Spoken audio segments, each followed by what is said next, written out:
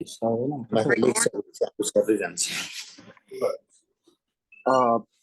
नमस्कार। हामी आज पब्लिक म्यानेजमेन्ट अन्तर्गत निजामती सेवा ऐन 2049 र नियमावली 2050 र सँगसँगै स्वास्थ्य सेवा ऐन 2053 लाई समेत अगाडि बढाउने छौं। त्यसैले म निजामती सेवा ऐन 2049 र नियमावली 2050 मा भएका प्रावधानहरू हामीलाई सिलेबसमा तोकेका टपिकहरुमा रहेर तपाईहरुसँग छलफल गर्नेछु। स्वास्थ्य सेवा ऐन र निजामती सेवा ऐनमा धेरै कुराहरू मिल्दोजुल्दो नै छन्। त्यसैले स्वास्थ्य सेवामा कुनै फरक कुरा आयो भने म यही सँगसँगै तपाईहरुलाई सँगसँगै अगाडि बढाउने छु। र हामीलाई पढ्नुपर्ने सबैमा एउटै किसिमको गठन अनि नियुक्ति प्रक्रिया त्यसपछि पदपूर्ति कुराहरू सबै कुराहरू मिल्दोजुल्दो भएको हुनाले र हामी गण्डकी सेवा ऐन गण्डकी प्रदेश निजामती सेवा ऐनलाई पनि यो पछि अगाडि बढाउने छौं। गण्डकी प्रदेश निजामती सेवा ऐन सँगसँगै हामी स्थानीय सरकार सञ्चालन ऐनलाई पनि अगाडि बढाउँछौं। त्यसैले हामीले सबभन्दा सुरुमा निजामती सेवा ऐन पढ्नु भन्दा पहिला निजामती के हो, कहाँबाट सुरु भयो र हामी कसरी पढ्ने भन्ने विषयमा चाहिँ नै यसको अवधारणागत पक्षमा पनि ध्यान दिनुपर्ने हुन्छ। त्यसैले निजामती भनेको कर्मचारीहरूको समूह हो जनरली, र यो कर्मचारीको सुरुवात कसरी भयो भन्ने कुरा चाहिँ हामीले बुझ्नुपर्ने छ। म तपाईहरुलाई पछि टिप्ने छु र टिपाउने पनि छु। अहिलेका लागि तपाई कसरी निजामती सेवाको सुरुवात भयो भन्ने कुरा बुझ्नु होला।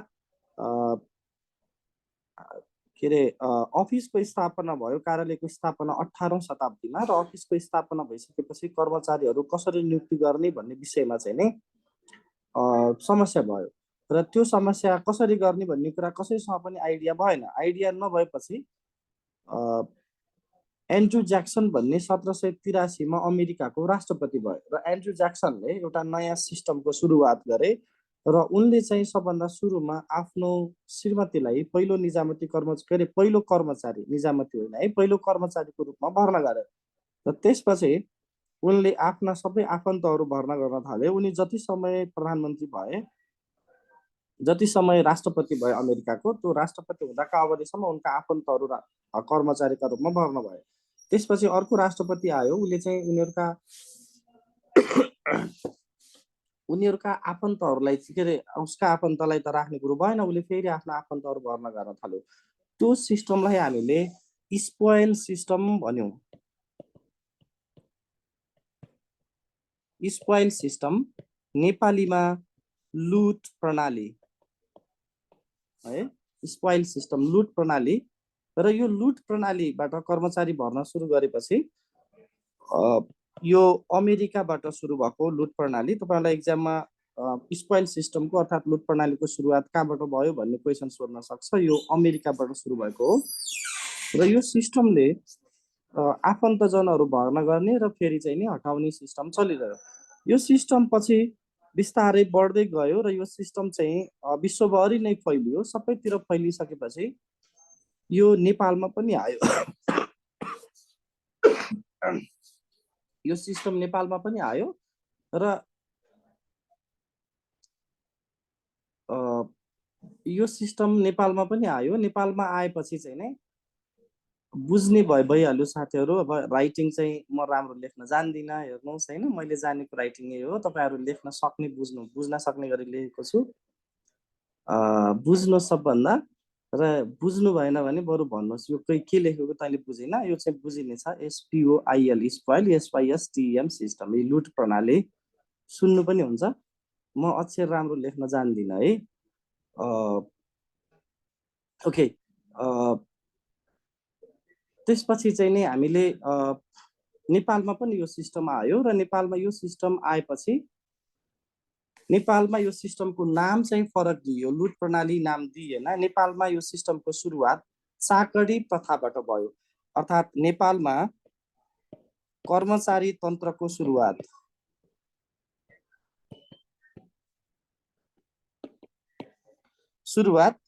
नेपालमा चाहिँ चाकडी प्रथाबाट भयो है।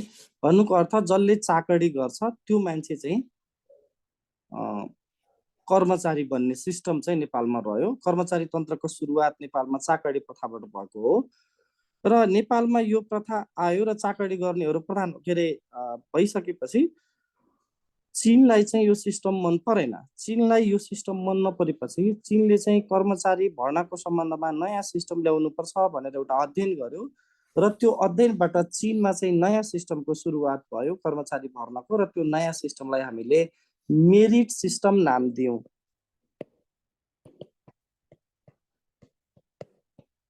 मेरिट सिस्टम अर्थात् यसलाई चाहिँ नेपालीमा योग्यता प्रणाली भनिन्छ।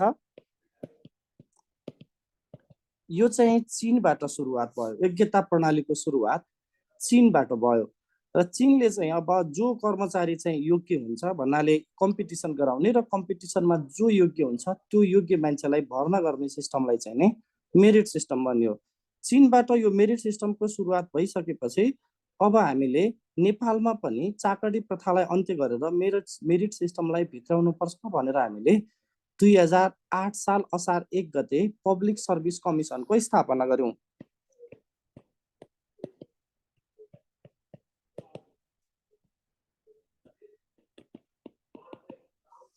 पब्लिक सर्भिस कमिसनको स्थापना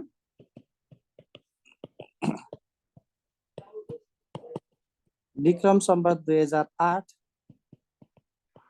असार 1 है। हामीले नेपालमा पहिला नाम हामीले लोकसेवा आयोग दिएनौं, हामीले पब्लिक सर्भिस कमिसन नै नाम राखेका हौं र यो पब्लिक सर्भिस कमिसनको स्थापना 2008 साल असार 1 गते गर्यौं र मेरिट सिस्टमलाई लागू गर्ने गरी यो सुरुवात गर्यौं र यो पब्लिक सर्भिस कमिसनले अब मेरिट सिस्टमबाट कर्मचारी भर्न नेपालमा पनि सुरुवात गर्यो र कर्मचारी भर्न सुरुवात गरिसकेपछि नेपालका कर्मचारीहरूलाई हामीले चाकडी प्रथाबाट आएका कर्मचारीले बरु राम्रो काम गर्ने, मेरिट सिस्टमबाट आएका कर्मचारीहरूले काम नगर्ने सिस्टम भयो। म लोकसेवा आयोग पास गरेर आएको मान्छे हो, मैले चाहिँ कहाँ यस्ता काम गर्छु भनेर उनीहरू काम नगर्न थाले। त्यसपछि हामीले कर्मचारी तन्त्रलाई, नेपालको कर्मचारी तन्त्रलाई सुधार्नका लागि, कर्मचारीहरूलाई सुधार्नका लागि हामीले एनएम बुज भन्ने मान्छेलाई ल्याएर इन्डियाबाट, यो इस्ट इन्डिया कम्पनी अर्थात् बेलायती सरकार चाहिँ इन्डियाबाट चाहिँ नि बेलायतको सरकार चाहिँ इन्डियाबाट औपनिवेशबाट हटेर बाहिर गएको थियो भन्नाले आफ्नो देश गएको थियो।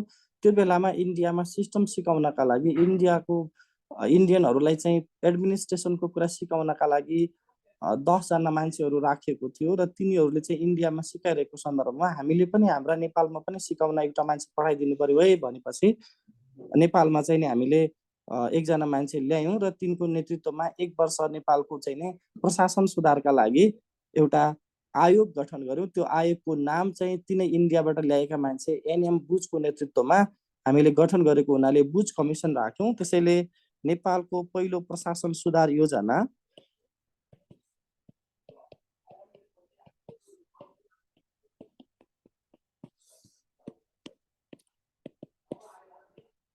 नेपालको पहिलो सुधार योजना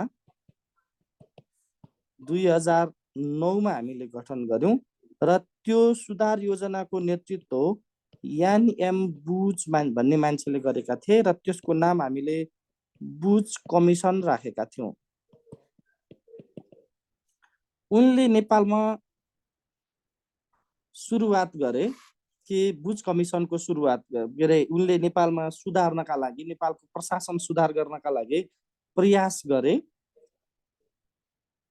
ओके, पब्लिक सर्भिस कमिसन म अहिले लास्टमा फेरि एकचोटि भन्छु, साथीहरु नआत्तिनु होला, तपाईहरु धेरै अगाडि बढ्न थाल्नुभयो। म म्यासेज चाहिँ नहेर्ने निर्णय गरे। तपाईहरुको यो म्यासेजमा चाहिने नचाहिने लेख्न थाल्नुभयो र यहाँ चाहिँ नेपालको पहिलो प्रशासन सुधार योजना बन्यो र त्यसले चाहिँ हामी बुज कमिसन नाम दियौं र बुज कमिसनले हामीले सोचे अनुसार चाहिँ नि, अपेक्षा अनुसार चाहिँ नि सुधार गर्न सकेन। त्यो गर्न नसकेपछि हामीले 2013 सालमा नेपालमा हामीले निजामती कर्मचारीलाई सुधार गर्नका लागि एक पहिलो निजामती सेवा ऐन जारी गर्यौं। त्यसैले नेपालको पहिलो निजामती सेवा ऐन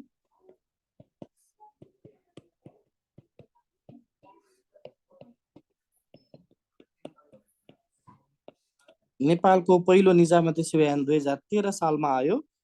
त्यो निजामती सेवा ऐन टंक प्रसाद आचार्यको पालामा आएको हो। टङ्कप्रसाद आचार्यको पालामा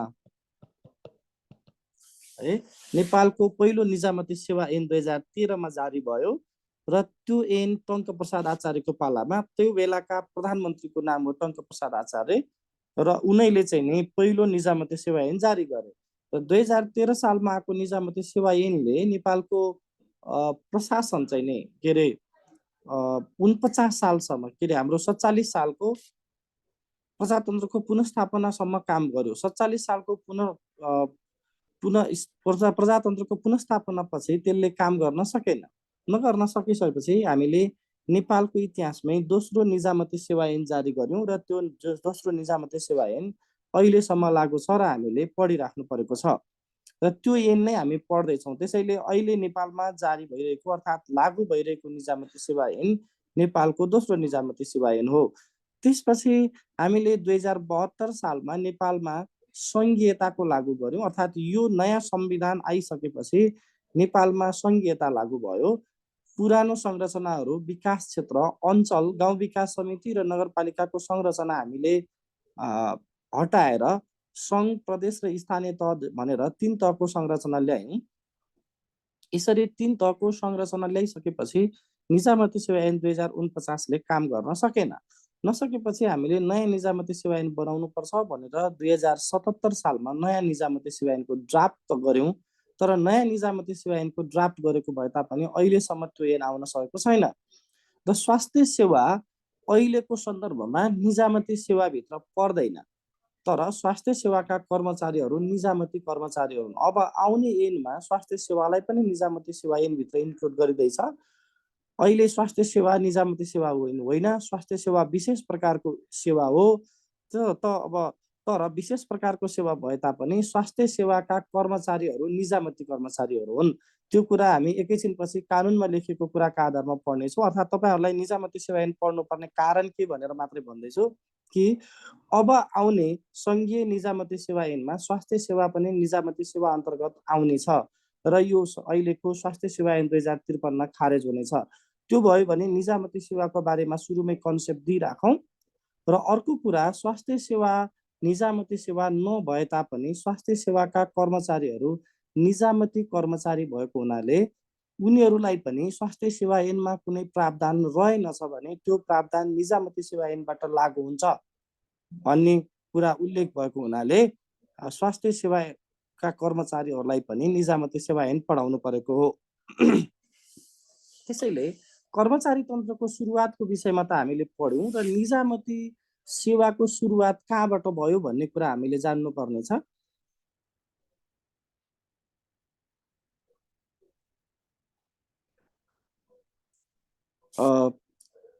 स्वास्थ्य हामीले निजामती सेवाको चाहिँ सुरुवात कहाँबाट भयो भन्ने कुरा चाहिँ जान्नुपर्नेछ। निजामती सेवाको सुरुवात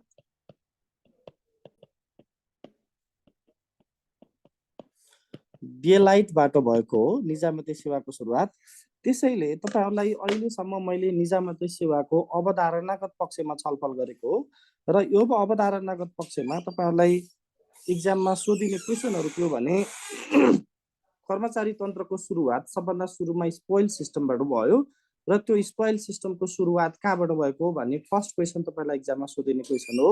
अर्थात् लुट प्रणालीको सुरुवात कहाँबाट भयो भनेर क्वेशन सोधिन्छ। लुट प्रणालीको सुरुवात संयुक्त राज्य अमेरिका अर्थात् अमेरिकाबाट भएको हो। अनि तपाईहरुलाई अर्को सोधिने क्वेशन भनेको नेपालमा कर्मचारी तन्त्रको सुरुवात कहाँबाट भयो अर्थात् कसरी भयो। नेपालमा कर्मचारी तन्त्रको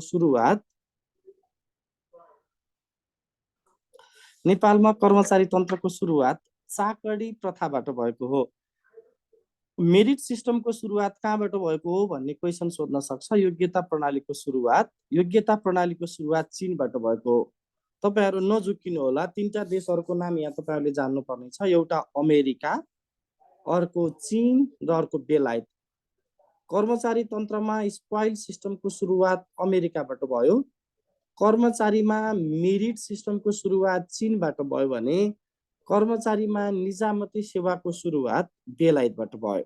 तीनटा देशहरुका नाम सम्झिनुस्। अब तपाईले नेपालमा कर्मचारी तन्त्रको सुरुवात चाकडी प्रथाबाट भयो।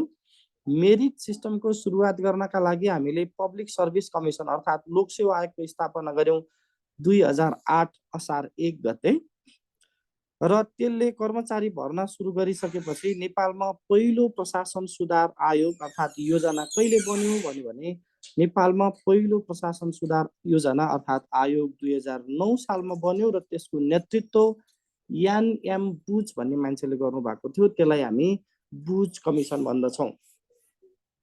र नेपालमा पहिलो निजामती सेवा ऐन कसको पालामा जारी भयो भन्ने क्वेसन सोध्न सक्छ। नेपालमा पहिलो निजामती सेवा ऐन टङ्क प्रसाद आचार्यको पालामा तत्कालीन प्रधानमन्त्री हुने यिनको पालामा पहिलो निजामती सेवा ऐन आयो 2013 सालमा भने यो अहिले हामीले पढिरहेको निजामती सेवा ऐन दोस्रो निजामती सेवा ऐन हो। यति कुरा चाहिँ तपाईहरुलाई ब्याकग्राउन्ड अन्तर्गत एक्जाममा सोध्न सक्ने प्रोबेबल क्वेसनहरुमा पर्दछन्। मैले बोर्डमा लेखेको कुराहरु टिप्नु होला तपाईहरुले। एक्जाममा सोधिने क्वेसन तिनै हुन्।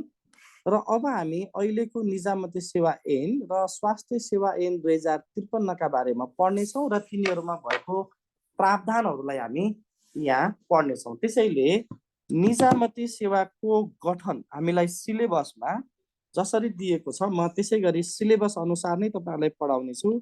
निजामती सेवाको गठन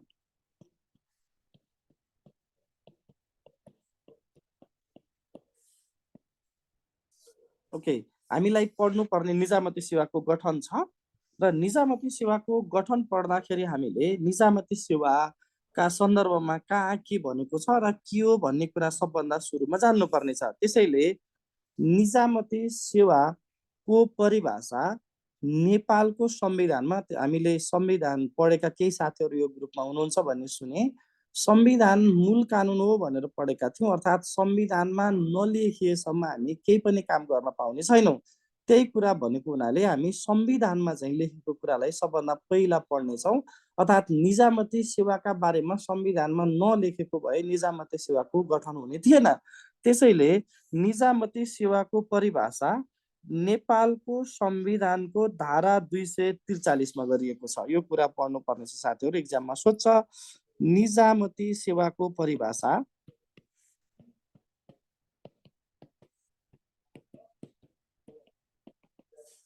निजामती सेवाको परिभाषा नेपालको संविधानको धारा 243 मा गरिएको छ। के तपाईहरुलाई एक्जाममा निजामती सेवाको परिभाषा नेपालको संविधानको कुन धारामा गरिएको छ भन्ने क्वेसन सोध्न सक्छ। निजामती सेवा ऐनको परिभाषा नेपालको संविधानको धारा 243 मा गरिएको छ। अब यो धारा अनुसार नेपालको संविधानको धारा 243 मा निजामती सेवाको परिभाषा कसरी गरिएको छ त त्यो जान्नु पर्ने छ र तपाईहरुको स्वास्थ्यतिर एक्जाममा यो सोधि पनि सकेको छ। निजामती सेवाको परिभाषाबाट क्वेसन भलै त्यहाँ यो भनेको के हो भनेर क्वेसन सोध्दैन। अब अरु कुराहरु चाहिँ सोधिसकेको छ। त्यो कुरा चाहिँ के हो त निजामती सेवाको परिभाषा भित्र के कुराहरु हामीले संविधानको धारा 243 मा समेटिएको छ भन्ने कुरा चाहिँ पढ्नु पर्ने छ। त्यसैले संविधानको धारा 243 मा निजामती सेवा भन्नाले नेपाल प्रहरी, सशस्त्र प्रहरी है यहाँ देखिएको परिभाषा नेपाल प्रहरी, सशस्त्र प्रहरी र नेपाली सेना वा नेपाल सरकारले निजामती सेवाको पद होइन भने उल्लेख गरेका पद बाहेकका नेपाल सरकारका अरु सबै सेवाहरू निजामती सेवाभित्र पर्दछन् भनेर उल्लेख गरेको छ। अर्थात् यो परिभाषामा यहाँ गरेको परिभाषा के हो भनेदेखि यसमा चाहिँ नेपाली सेना, नेपाल प्रहरी,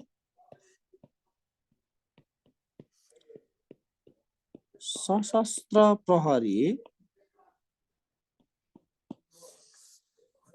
नेपाली सेना, नेपाल प्रहरी, सशस्त्र प्रहरी र नेपाल सरकारले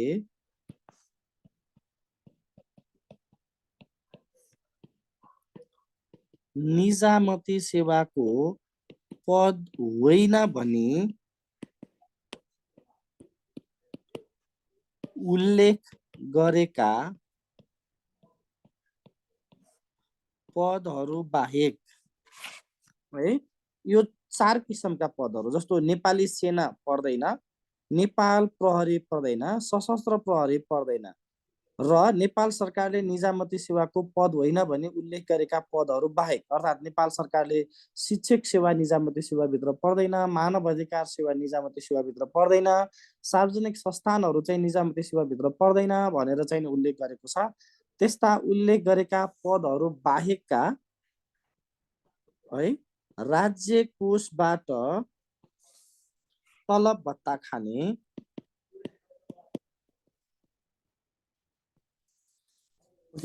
अब यी बाहेकका राज्य कोषबाट तलब भत्ता खाने है भन्नको अर्थ अब नेपाल सरकारको कोष छ, नेपाल सरकारले तलब दिने योग्यता प्रणालीमा आधारित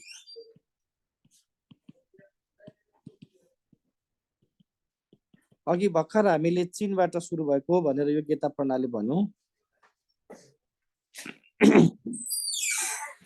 योग्यता प्रणालीमा आधारित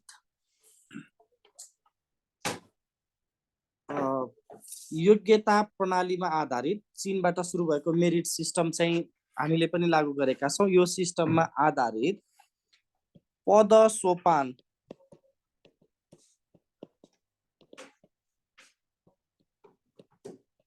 हायरार्की पद सोपानमा रहेका है, हायरार्कीमा अर्थात् तपाईहरुको स्वास्थ्य केन्द्रको चौथो तह, पाँचौं तह, छैटौं तह यो किसिमको हायरार्की छ। अर्थात् निजामती भित्रका कर्मचारीहरू भित्रको श्रेणीगत कुरामा शाखा अधिकृत, उपसचिव, सहसचिव यसरी चाहिँ नै पद सोपान छ, एउटा हायरार्की छ। त्यो हायरार्कीमा रहेका कर्मचारीहरूको समूह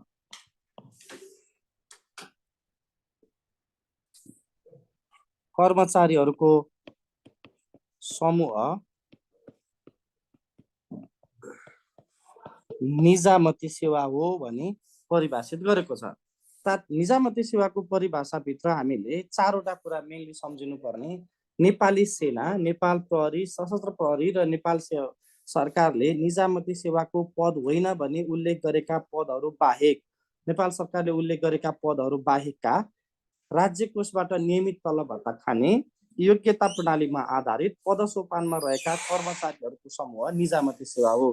तपाईहरुले यो डिफिनेसन टिप्नु भएको छ भन्ने मलाई आशा छ है। अब एकजना साथीले स्वास्थ्य सेवा पर्दैन भन्नुभयो, मैले फर्स्टमै भनिसकेको छु, तपाईहरुले पटक पटक यहाँ बोर्डमा लेखिराख्नु पर्ने छैन। स्वास्थ्य सेवा निजामती सेवा होइन, तर स्वास्थ्य सेवाको पद निजामती सेवाको पद हो। स्वास्थ्य सेवा निजामती सेवा नभए तापनि स्वास्थ्य सेवाका कर्मचारीहरू निजामती कर्मचारी हुन् भनेको छ र त्यो म एकैछिनपछि अझै थप व्याख्या गर्छु भनेर फर्स्टमै भनिसकेको छु। त्यसैले हामी पछि आउनेछौँ, अहिले नै तपाईहरु त्यो विषयमा नआत्तिनु होला। खाली अहिले हामी निजामती सेवाको परिभाषा पढ्दैछौँ। यो संविधानले र निजामती सेवा ऐनले उल्लेख गरेको परिभाषा हो र यो परिभाषा हामीले यहाँनिर पढेको मात्रै हो है। मैले निजामती सेवाको परिभाषा मात्रै तपाईहरुलाई सुनाएको हो, परिभाषाको कुरा। र स्वास्थ्य सेवा नभए तापनि स्वास्थ्य सेवाका कर्मचारीहरू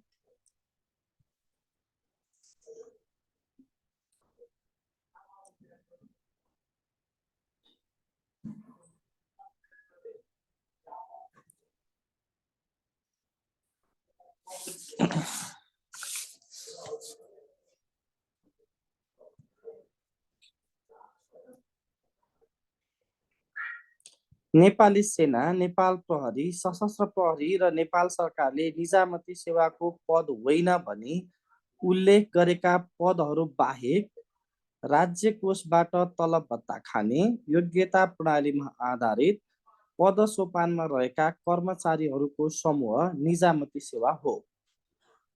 तपाईहरुलाई डिफिनेसन सोध्दैन, तपाईहरुलाई निजामती सेवाको विशेषतामा तलको कुन पर्दैन भनेर क्वेसन सोध्न सक्छ। त्यस्तो अप्सनमा तपाईहरुलाई 1 राज्य कोषबाट तलब भत्ता खाने, 2 योग्यता प्रणालीमा आधारित, 3 पदसोपानमा रहेका 4 माथिका सबै भन्ला, अथवा अर्को कुनै केही नमिल्ने अप्सन राखेर तपाईँहरूलाई सोध्न सक्छ। त्यसरी मैले चाहिँ यो निजामती सेवाका विशेषता अन्तर्गत पर्ने कुराहरू पनि तपाईँहरूलाई टिपाइदिएको हो। ओके, स्वास्थ्य सेवा मैले तपाईँलाई सुरुमै भनेको थिएँ विशेष प्रकारको सेवा हो। त्यसैले स्वास्थ्य सेवाका बारेमा हामीले गठनका बारेमा धेरै पढ्नुपर्ने छैन। भलै स्वास्थ्य सेवा ऐन चाहिँ संविधानमा कहाँनिर लेखेको छ र भन्यो, अर्थात् निजामती सेवा ऐन संविधानमा कहाँनिर बनाउने भनेर लेखेको छ भन्ने कुरा जान्नुपर्ने छ। डिफिनेसन हेर्नुहोस् न मनोजजी, यहाँ डिफिनेसनले भनिसक्यो नेपाली सेना, नेपाल प्रहरी, सशस्त्र प्रहरी निजामती सेवा होइनन् भनेर भनिसकेको छ। अझै म तपाईँहरूलाई निजामती सेवा अन्तर्गत पर्ने 10 वटा सेवा टिपाउने छु। यो बोर्डमा लेखेको कुरालाई तपाईँहरूले टिप्नुहुनेछ भन्ने मेरो अपेक्षा हो। निजामती सेवाको परिभाषा चाहिँ निजामती सेवाको सुरुवात बेलायतबाट भएको हो है। निजामती सेवाको परिभाषा, निजामती सेवाको सुरुवात चाहिँ बेलायतबाट भएको हो। ओके, अब हामी निजामती सेवा ऐन र स्वास्थ्य सेवा ऐन बनाउने भन्ने कुरा चाहिँ अहिले आउँछ साथीहरू, करारवालालाई भन्छ कि भन्दैन भन्ने कुरा म तपाईँहरूलाई नछुटाइकन व्याख्या गर्नेछु। तपाईँहरू नआत्तिनु होला। म च्याट हेरिनँ, मैले च्याट क्लोज गरिदिएँ तपाईँहरूको। यो चाहिने भन्दा नचाहिने प्रश्न बढी गर्न थाल्नुभयो। छुटेछ भने तपाईँहरूले लास्टमा भन्नु होला। म सकेसम्म नछुटाइकन तपाईँहरूलाई सबै कुरा सेयर गर्नेछु। तपाईँहरू नआत्तिनु होला, सबै कुरा तपाईँहरूलाई सेयर हुन्छ। तपाईँहरूलाई नबुझाइकन म अगाडि बढ्दैन, तपाईँहरूले मजाले बुझ्नुहुन्छ है। ओके, निजामती सेवाको परिभाषापछि हामीले संविधानमा नै सरकारी सेवाको गठन सम्बन्धी व्यवस्था,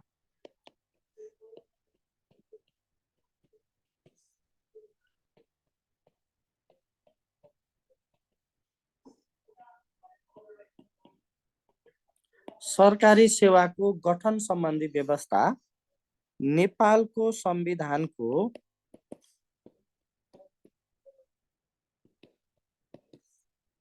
धारा 285 मा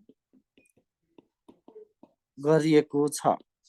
ओके, सरकारी सेवाको गठन सम्बन्धी व्यवस्था नेपालको संविधानको धारा 285 मा गरिएको छ। 285 है साथीहरू, 285। त्यसैले निजामती सेवाको गठन नेपालको संविधानको कुन धारा बमोजिम भएको हो भनेर क्वेसन सोध्यो भने 285। निजामती सेवाको परिभाषा कुन धारामा छ भन्यो भने 243। निजामती सेवाको गठन कुन धारा बमोजिम भयो भन्यो भने 285। अर्थात् स्वास्थ्य सेवाको गठन नेपालको संविधानको कुन धारा बमोजिम भएको हो भन्यो भने 285। शिक्षक सेवा, नेपाल पुलिस, सशस्त्र प्रहरी जति सरकारी सेवाहरू छन् यी सम्पूर्ण सरकारी सेवाको गठन नेपालको संविधानको धारा 285 बमोजिम भएको हो। यो कुरा तपाईँलाई एक्जाममा सोध्यो भने तपाईँहरूले जान्नुपर्ने छ। संविधानका दुईटा धारा तपाईँहरूलाई यहाँनिर जान्नुपर्ने छ, एउटा 243, अर्को 285। 243 ले निजामती सेवाको परिभाषा गरेको छ भने 285 मा सरकारी सेवाको गठन सम्बन्धीको व्यवस्था छ। र सरकारी सेवाको गठन भनेको हामी जति सरकारी सेवाहरू छन्, अर्थात् हामीले पढ्नुपर्ने अहिले निजामती सेवा ऐन र स्वास्थ्य सेवा ऐन छ। यो दुईटा स्वास्थ्य सेवाको र निजामती सेवाको गठन नेपालको संविधानको धारा 285 बमोजिम भएको हो। अब तपाईहरूले कर्मचारीहरूको केन्द्रीय निकायको रूपमा, अर्थात् निजामती कर्मचारीहरूको केन्द्रीय निकायको रूपमा निजामती कर्मचारीहरूको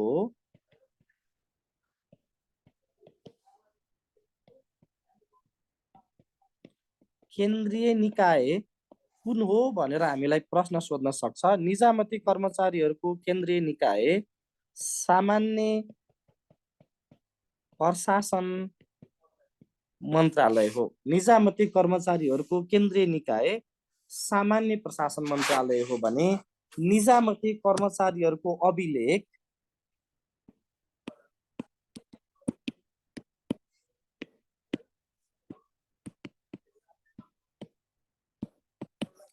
निजामती कर्मचारीहरूको अभिलेख राष्ट्रिय किताबखानामा राखिन्छ। ओके, यहाँनिर दुईटा कुरा तपाईहरुले टिप्नु होला। निजामती कर्मचारीहरूको केन्द्रीय निकायको रूपमा कुन निकायले कार्य गर्दछ, अर्थात् निजामती कर्मचारीहरूको केन्द्रीय निकाय कुन मन्त्रालय हो भनेर क्वेसन सोध्न सक्छ। निजामती कर्मचारीहरूको केन्द्रीय निकाय सामान्य प्रशासन मन्त्रालय हो र कर्मचारीहरूको रेकर्ड चाहिँ राष्ट्रिय किताबखानामा राखिन्छ। राष्ट्रिय किताबखाना भनेको निजामती कर्मचारीहरूको केन्द्रीय निकाय जुन रहेको छ सामान्य प्रशासन मन्त्रालय, यो अन्तर्गतको विभाग हो। तपाईहरुको स्वास्थ्य मन्त्रालय अन्तर्गत स्वास्थ्य सेवा विभाग रहे जस्तै सामान्य प्रशासन मन्त्रालय अन्तर्गत एउटा विभाग रहन्छ, त्यो राष्ट्रिय किताबखाना। र निजामती कर्मचारीहरूको केन्द्रीय निकाय सामान्य प्रशासन मन्त्रालय भएको हुनाले सम्पूर्ण कर्मचारीहरूको अभिलेख राष्ट्रिय किताबखानामा राखिन्छ। अर्थात् राष्ट्रिय किताबखानाले तपाईँ हामीलाई PIS नम्बर भनेर निजामती कर्मचारीहरूको सिट रोल हामीले भर्छौं र ती सिट रोल नम्बर चाहिँ हामीलाई उपलब्ध गराउँछ र त्यहाँ रेकर्ड रहन्छ। त्यहाँ स्वास्थ्य सेवाका कर्मचारीहरूको पनि रेकर्ड रहन्छ, किनभने स्वास्थ्य सेवाका कर्मचारीहरू पनि निजामती कर्मचारीहरूको रूपमा रहन्छन्। त्यसैले दुईटा क्वेसन यहाँनिर, निजामती कर्मचारीहरूको केन्द्रीय निकायको रूपमा कुन मन्त्रालयले काम गर्दछ भनेर क्वेसन सोध्न सक्छ, त्यो सामान्य प्रशासन मन्त्रालय। अर्थात् स्वास्थ्य सेवाका कर्मचारीहरूको अभिलेख कहाँ राखिन्छ भनेर क्वेसन सोध्न सक्छ, त्यो भनेको राष्ट्रिय किताबखाना। स्वास्थ्यका मात्रै होइन, सम्पूर्ण निजामती कर्मचारीहरूको अभिलेख राष्ट्रिय किताबखानामा राखिन्छ। अहिले त हामीले अझ राष्ट्रिय किताबखानालाई चाहिँ यस्तो बनाइसक्यौँ कि पहिला निजामतीको मात्रै राख्थ्यो, अहिले सम्पूर्ण कर्मचारीहरूको राख्छ।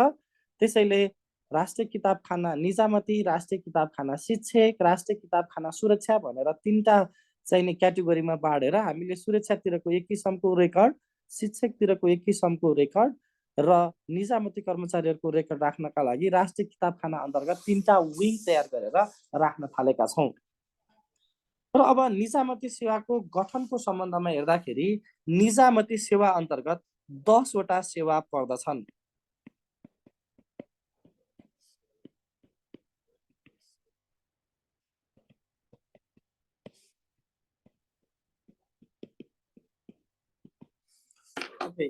स्वास्थ्य सेवा विशेष प्रकारको सेवा भएको हुनाले स्वास्थ्य सेवामा एउटा मात्रै एकै किसिमको मात्रै सेवा पर्दछ, तर निजामती सेवा सेवाहरूको समूह भएको हुनाले निजामती सेवामा चाहिँ 10 वटा सेवाहरू पर्दछन्। निजामती सेवा अन्तर्गत 10 वटा सेवा। त्यसैले निजामती सेवा अन्तर्गत पर्ने 10 वटा सेवा के हुन्, निजामती सेवा अन्तर्गत नपर्ने सेवाहरू के हुन् भनेर हामीले जान्नुपर्ने छ। त्यसैले निजामती सेवा अन्तर्गत पर्ने 10 वटा सेवा मध्येको पहिलो सेवा भनेको आर्थिक योजना तथा तथ्याङ्क सेवा है। पहिलो सेवा नेपाल आर्थिक योजना तथा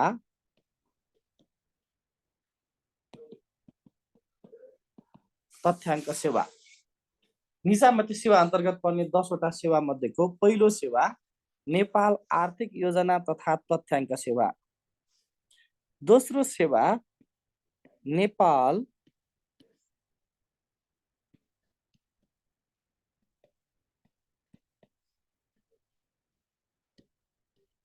इन्जिनियरिङ सेवा। निजामती सेवा अन्तर्गत पर्ने दोस्रो सेवा हो नेपाल इन्जिनियरिङ सेवा। निजामती सेवा अन्तर्गत पर्ने तेस्रो सेवा हो नेपाल कृषि सेवा। निजामती सेवा अन्तर्गत पर्ने चौथो सेवा हो नेपाल वन सेवा। निजामती सेवा अन्तर्गत पर्ने पाँचौं सेवा हो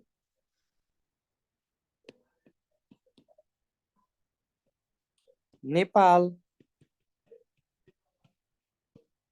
प्रशासन सेवा। निजामती सेवा अन्तर्गत पर्ने छैटौं सेवा हो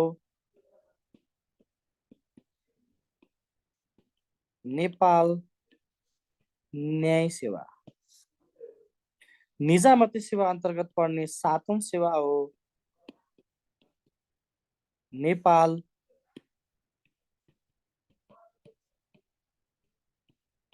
लेखा परीक्षण सेवा।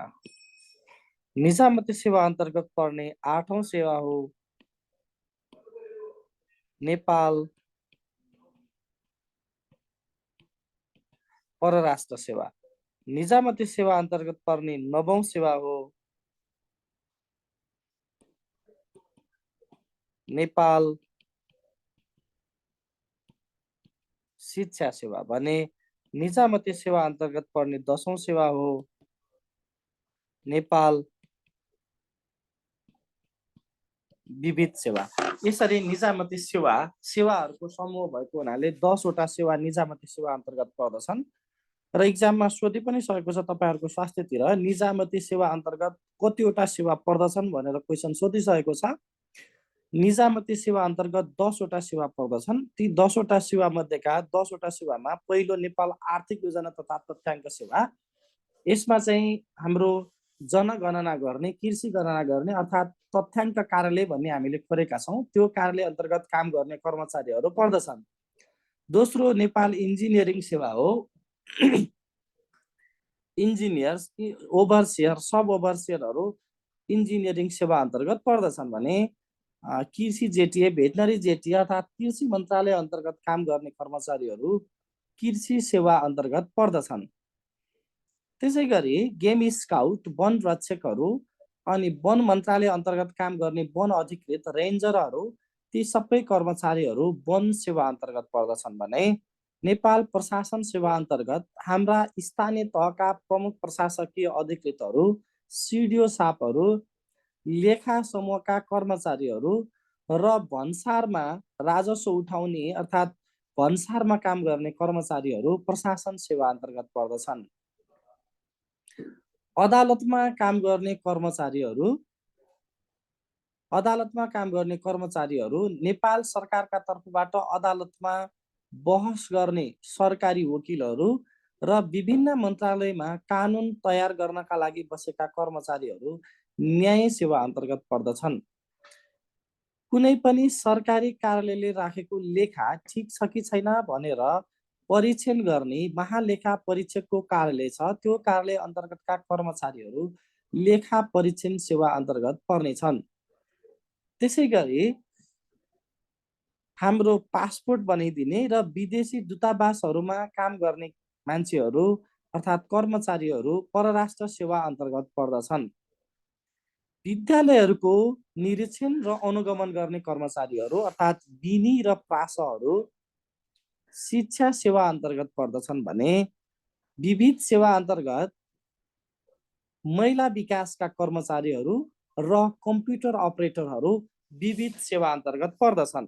तपाईहरूलाई अब नपर्ने सेवाहरू के हुन् भन्ने कुरा जान्नुभयो भने पर्ने सेवाहरू धेरै पढ्नुपर्ने छैन। ओके, यसमा चाहिँ अब नपर्ने सेवा के हुन् त? निजामती सेवा अन्तर्गत नपर्ने सेवाहरू अन्तर्गतको पहिलो सेवा नेपाल स्वास्थ्य सेवा।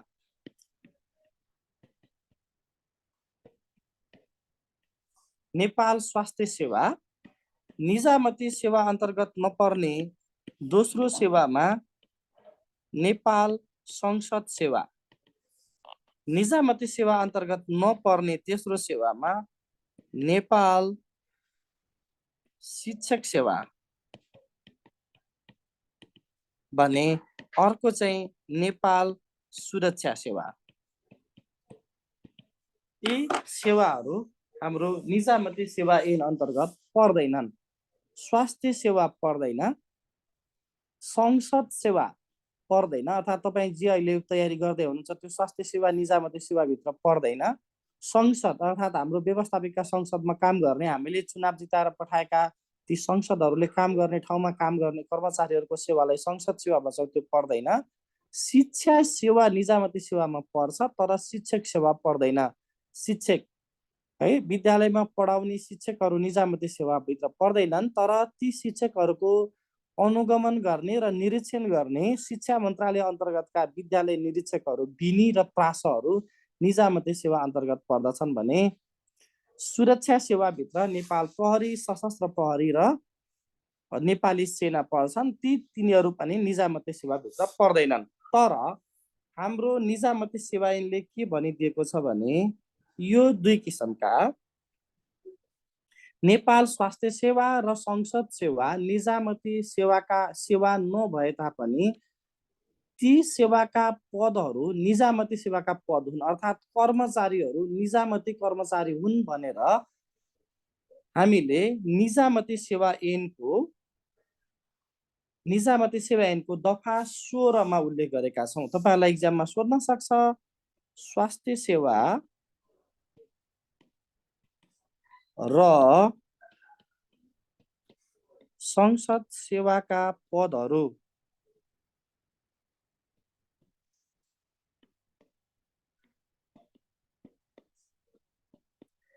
निजामती सेवाका पद हुन् भनी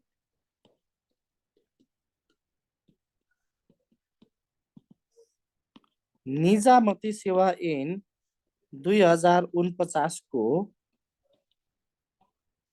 दफा 16 मा उल्लेख गरिएको छ। ओके, एक्जाममा अब सोध्न सक्छ तपाईहरुलाई,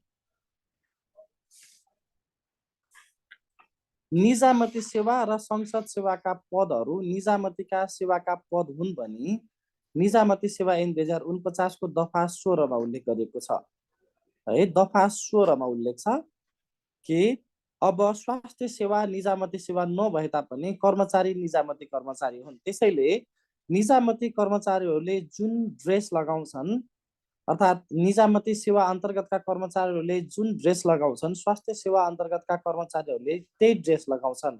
सेतो सर्ट, नीलो प्यान्ट, कालो जुत्ता, अर्थात् महिलाहरूले पनि त्यही किसिमको ड्रेस लगाउनुहुन्छ। त्यसैले स्वास्थ्य सेवा र संसद सेवाका पदहरू पनि निजामती सेवाका पद हुन् र तिनीहरूको हकमा यो निजामती सेवा ऐन पनि लागू हुने भएको हुनाले हामीले पढ्नु परेको हो। त्यसैले तपाईहरुलाई म एकचोटि अझै माथि निजामती सेवा पर्ने 10 वटा सेवाहरूलाई दुईटा क्याटेगोरीमा बाँडिन्छ, अर्थात् यो नम्बर 5 to 8 सम्मका नेपाल प्रशासन सेवा, नेपाल न्याय सेवा, लेखा परीक्षण सेवा र परराष्ट्र सेवा निजामती सेवा अन्तर्गतका अप्राविधिक सेवा हुन्। अप्राविधिक अर्थात् नन टेक्निकल सर्भिसहरू हुन् भने बाँकी सेवाहरू टेक्निकल सर्भिस अर्थात् प्राविधिक सेवा हुन्। प्राविधिक सेवा, यी तलका दुई पनि प्राविधिक सेवा, अर्थात् निजामती सेवा अन्तर्गतका 4 वटा सेवाहरू अप्राविधिक हुन् भने बाँकी सेवाहरू प्राविधिक सेवामा हुन्छन्। निजामती सेवा त्यसैले प्राविधिक र अप्राविधिक कर्मचारीहरूको समूह हो है। यहाँ प्राविधिक पनि हुन्छन्, अप्राविधिक पनि हुन्छन्। अघि एकजना साथीले सोध्दै हुनुहुन्थ्यो करारका कर्मचारी निजामती कर्मचारी हुन् कि होइनन्। यहाँ परिभाषामा लेखिएको छ योग्यता प्रणालीमा आधारित भनेको लोकसेवा आयोग पास गरेर आएका कर्मचारीहरू। अस्थायी कर्मचारी पनि निजामती कर्मचारी होइनन्, करारका कर्मचारी पनि निजामती कर्मचारी होइनन्। मेरिट सिस्टमबाट लोकसेवा पास गरेर आएका कर्मचारी मात्रै निजामती कर्मचारी हुन् भनेर हामीले परिभाषामा लेखिसकेका छौँ। करारका कर्मचारी लोकसेवा आयोग पास गरेर आउँदैनन्, त्यसैले ती निजामती कर्मचारी होइनन्। एकचोटि तपाईहरुको स्वास्थ्यतिर नै स्टाफ नर्सलाई क्वेसन सोधिसकेको छ, निजामती सेवा अन्तर्गत तलको कुन सेवा पर्दैन भनेर क्वेसन सोधेको छ। त्यसमा चाहिँ एक प्रशासन सेवा, दोस्रोमा प्राविधिक सेवा, तेस्रोमा करार सेवा हो, यसरी क्वेसन सोधेको छ। करार सेवा चाहिँ निजामती सेवाभित्र पर्दैन। अब तपाईहरुलाई हामीले निजामती सेवा अन्तर्गत 10 वटा सेवा पर्छन् भनिसकेपछि निजामती सेवा अन्तर्गत 52 वटा समूह र 41 वटा उपसमूह छन्। निजामती सेवामा 52 वटा समूह र 41 वटा उपसमूह पर्दछन्। निजामती सेवामा 52वटा समूह र 41वटा उपसमूह।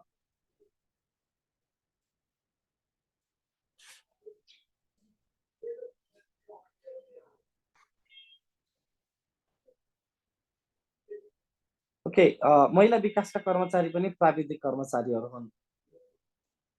निजामती सेवामा 52वटा समूह र 41वटा उपसमूह पर्दछन्। अर्थात् समूह भनेको जस्तो तपाईहरुको स्वास्थ्य सेवामा एचएहरू चाहिँ स्वास्थ्य सेवा अन्तर्गतको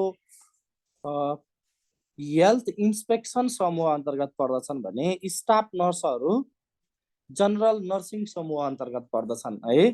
तपाईहरुको स्वास्थ्यमा झन् बढी समूहहरू छन्, जस्तो डेन्टिस्ट समूह, प्याथोलोजी समूह हैन, जनरल मेडिसिन समूह, यस्ता समूहहरू तपाईहरुको स्वास्थ्य सेवामा धेरै छन्। र निजामतीमा पनि यो 10वटा सेवा जुन हामीले माथि उल्लेख गर्यौं ती 10वटा सेवा अन्तर्गत 52वटा समूह छन् र समूहहरूभित्र पनि केही उपसमूहहरू छन्। ती उपसमूह 41वटा उपसमूहहरू पर्दछन्। त्यसैले तपाईलाई निजामती सेवाको गठन भन्ने टपिकबाट क्वेशन चाहिँ मोस्ट इम्पोर्टेन्ट टपिक अन्तर्गत पर्दछ निजामती सेवाको गठन। यसमा चाहिँ निजामती सेवा अन्तर्गत 10वटा सेवा पर्दछन्। ती 10वटा सेवाहरू चाहिँ प्राविधिक र अप्राविधिक गरी दुई प्रकारका सेवाहरूको समूहमा पर्दछन्। प्राविधिक सेवा अन्तर्गत 6वटा सेवा पर्दछन् भने अप्राविधिक सेवा अन्तर्गत 4वटा सेवा पर्दछन्। र त्यसमा चाहिँ स्वास्थ्य सेवा, संसद सेवा, शिक्षक सेवा र सुरक्षा सेवा निजामती सेवाभित्र पर्दैन। तर स्वास्थ्य सेवा र संसद सेवाका कर्मचारीहरू निजामती कर्मचारीहरू हुन् भनेर निजामती सेवा ऐन 2049 को दफा 16 मा उल्लेख गरेको छ। निजामती सेवामा 52वटा समूह र 41वटा उपसमूह पर्दछन् भनेर हामीले जान्नुपर्ने हुन्छ। र एक्जाममा यति कुरा सोधिन्छ। स्वास्थ्य सेवाको गठनबाट तपाईहरुलाई प्रश्न सोधिने छैन, किनभने स्वास्थ्य सेवा आफैमा विशेष प्रकारको सेवा हो र यो सिंगल सेवा हो। स्वास्थ्य सेवाभित्र स्वास्थ्य सेवा मात्रै पर्छ, यो सेवाहरूको समूह होइन। त्यो कुरा चाहिँ तपाईहरुले जान्नु होला। र स्वास्थ्य सेवाको गठनमा त्यति नै जाने पुग्ने छ। अब श्रेणी र तहगत प्रणालीको कुरा पढ्नेछौँ हामी। अब अर्को टपिक निजामती सेवाको संरचना, संगठन संरचना र श्रेणी।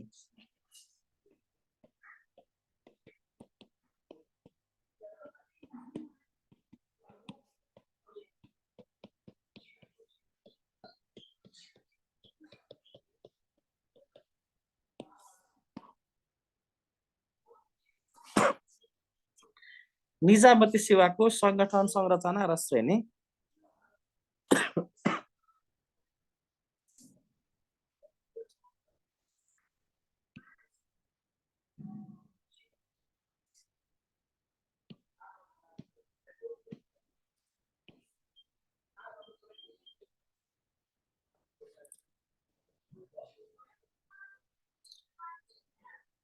निजामती सेवाको संगठन संरचना र श्रेणी।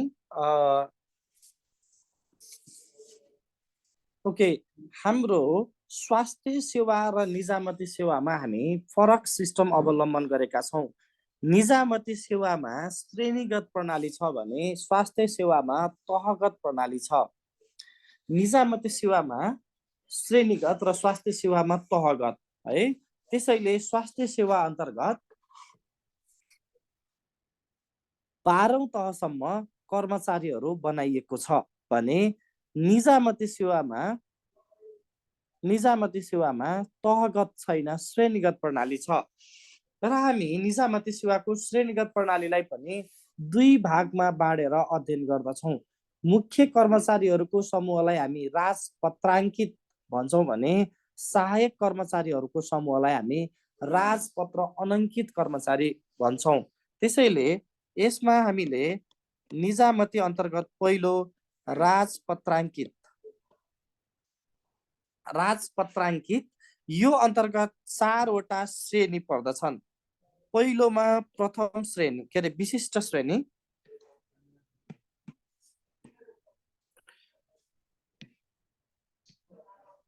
विशिष्ट श्रेणी,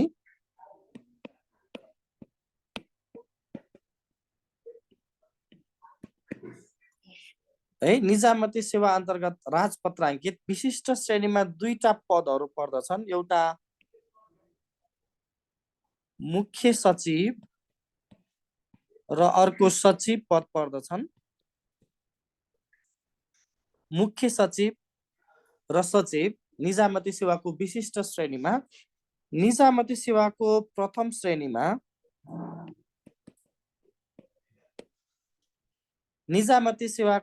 श्रेणीमा सहसचिवहरू पर्दछन्।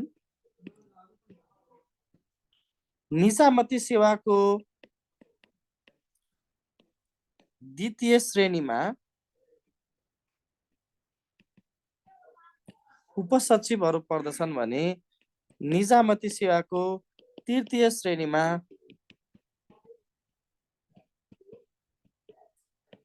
शाखा अधिकृतहरू पर्दछन्। निजामती सेवामा राजपत्राङ्कित र राजपत्र अनङ्कित गरेर दुई किसिमका श्रेणी छन्, राजपत्राङ्कित र राजपत्र अनङ्कित।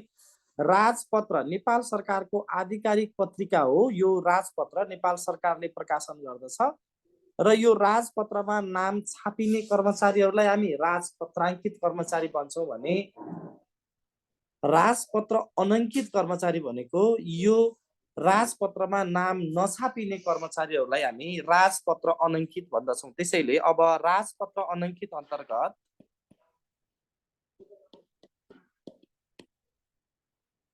निजामतीका 5 वटा श्रेणीहरू पर्दछन्। राजपत्र अनङ्कित अन्तर्गत प्रथम श्रेणी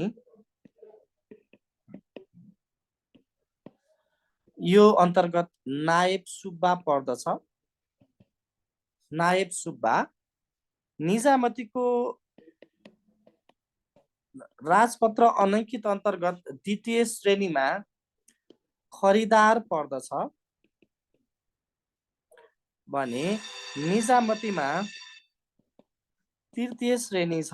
यो अहिले नाम मात्रै छ, पदहरू छैनन्। चतुर्थ श्रेणी छ, पदहरू छैनन् भने पाँचौं श्रेणी छ। यी श्रेणीमा अहिले पदहरू खारेज भइसकेका छन्। पहिला चाहिँ पदहरू थिए, मुखिया, बैदार भन्ने पदहरू थिए, ती खारेज छन्। तपाईहरुको स्वास्थ्य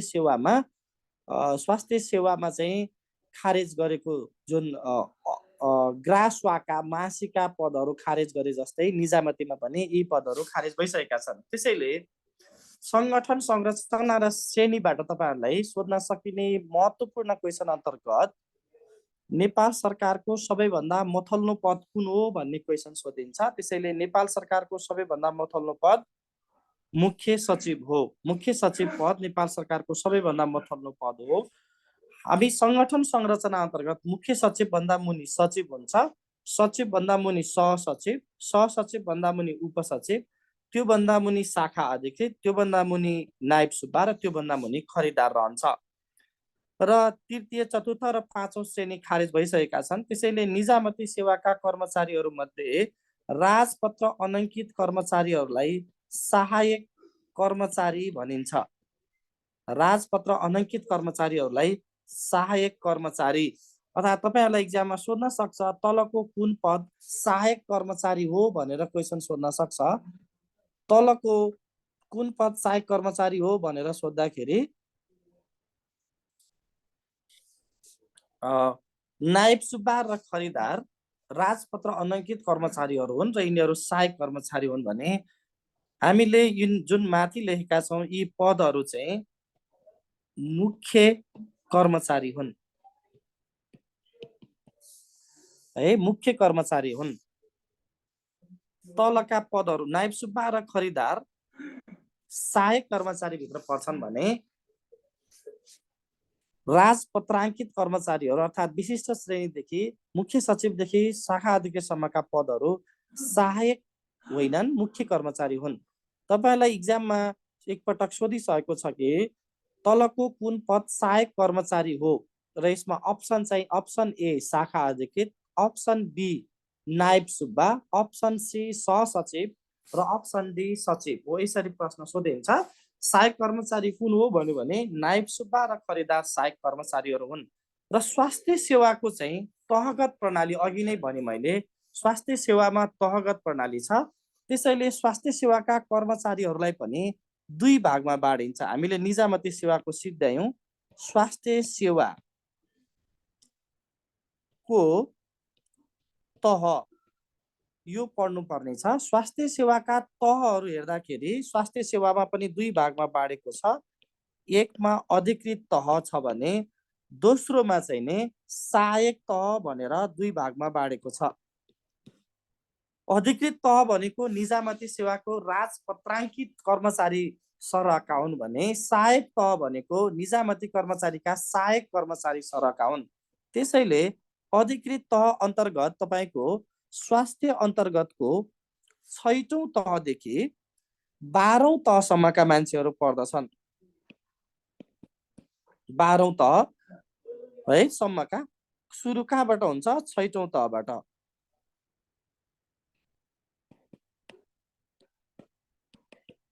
है 6औं तहदेखि 12औं तहका सम्मका मान्छेहरू अधिकृत स्तर हुन् भने स्वास्थ्य सेवाको 5औं तहसम्मका मान्छेहरू सहायक कर्मचारीहरू हुन् र तहको सुरुवात तेस्रो तहबाट सुरु हुन्छ।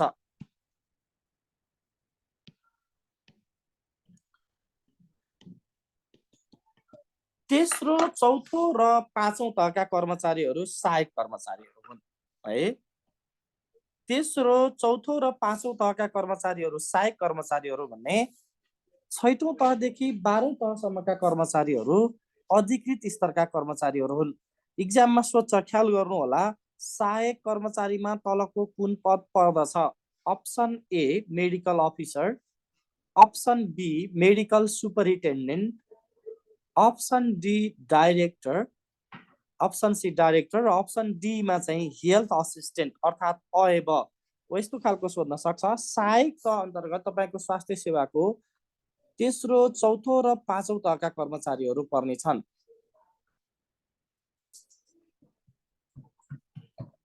ओके, तपाईहरुको स्वास्थ्यमा पनि तेस्रो तहलाई खारेज गरिसकेको छ। पहिला तेस्रो तहमा चाहिँ ग्रासवाका र मासिकाहरू पढ्थे। अहिले तेस्रो तह कानुनमा यद्यपि छ, कानुनमा छ, तर पदहरू चाहिँ हामीले खारेज गरिसकेका छौं।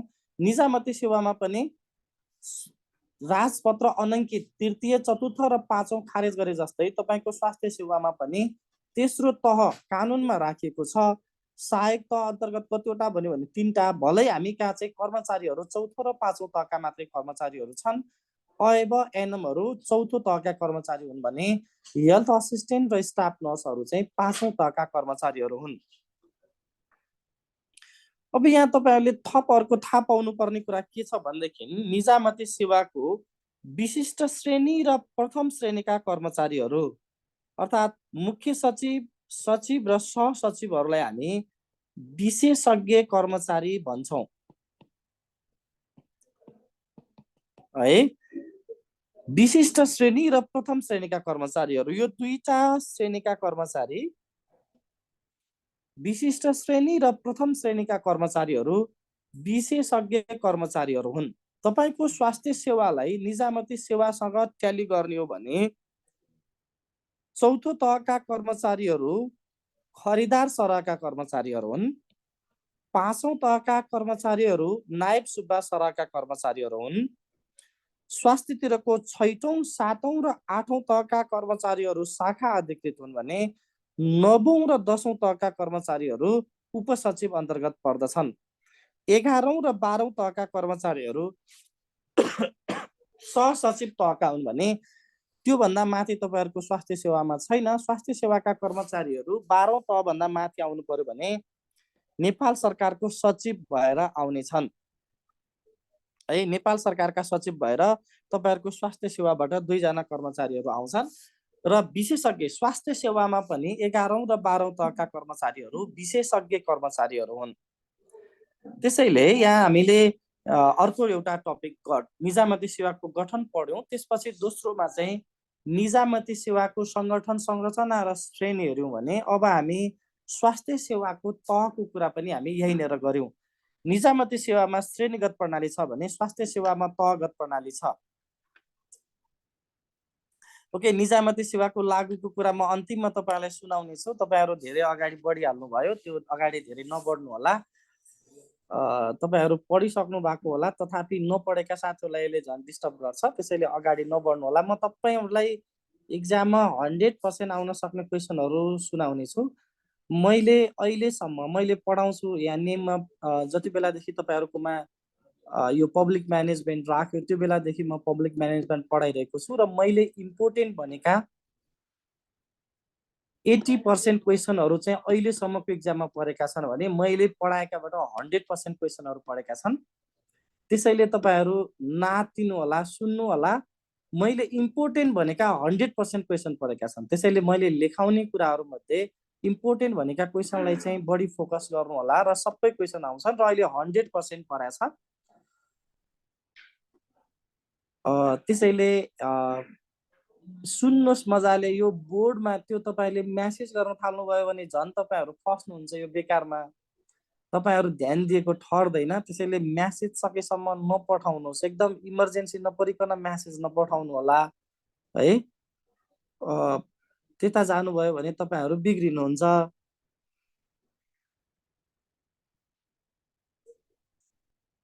ठुलो सानो बनाएको छैन साथी हो। एउटा लेभलका कर्मचारीलाई ठुलो सानो होइन, उही हो। स्वास्थ्यका र प्रशासन सेवाका कर्मचारी एउटै हुन्। म व्याख्या गर्दैछु। यो विषयमा समस्या पर्यो। श्रेणीगत कर्मचारीहरू चाहिँ जस्तो शाखा अधिकृत तह भनेको 6औं, 7औं र 8औं तीनटा तह स्वास्थ्यलाई राखिदियो र निजामतीको शाखा अधिकृतलाई चाहिँ नै सरका बनिदियो। अब 6औं तहको बराबर हो कि त्यो शाखा अधिकृत 7औं हो कि 8औं हो भन्ने समस्या परेपछि अहिले नयाँ निजामती सेवा ऐनमा सबैलाई तहगत प्रणाली लागू गर्दैछ। त्यसैले अबका निजामती सेवाका कर्मचारीहरू पनि तहगत प्रणालीमा जानेछन्। अर्थात् अब निजामती सेवामा पनि 6औं तह, 7औं तह, 8औं तह, 9औं तह, 10औं तह, 11औं तह, 12औं तह, 13औं र 14औं गरेर 14वटा तहसम्मको परिकल्पना गरिएको छ नयाँ निजामती सेवा ऐनमा। त्यसैले अब सबै एउटै क्याटेगोरीमा आउनेछन्। अहिलेका लागि निजामती सेवा श्रेणीगत प्रणाली छ भने स्वास्थ्य सेवा तहगत प्रणाली छ। तपाईहरुले यति कुरा चाहिँ बुझिदिनु होला, जानिदिनु होला। अब निजामती सेवामा पदपूर्ति कसरी हुन्छ त है। निजामती सेवामा पदपूर्ति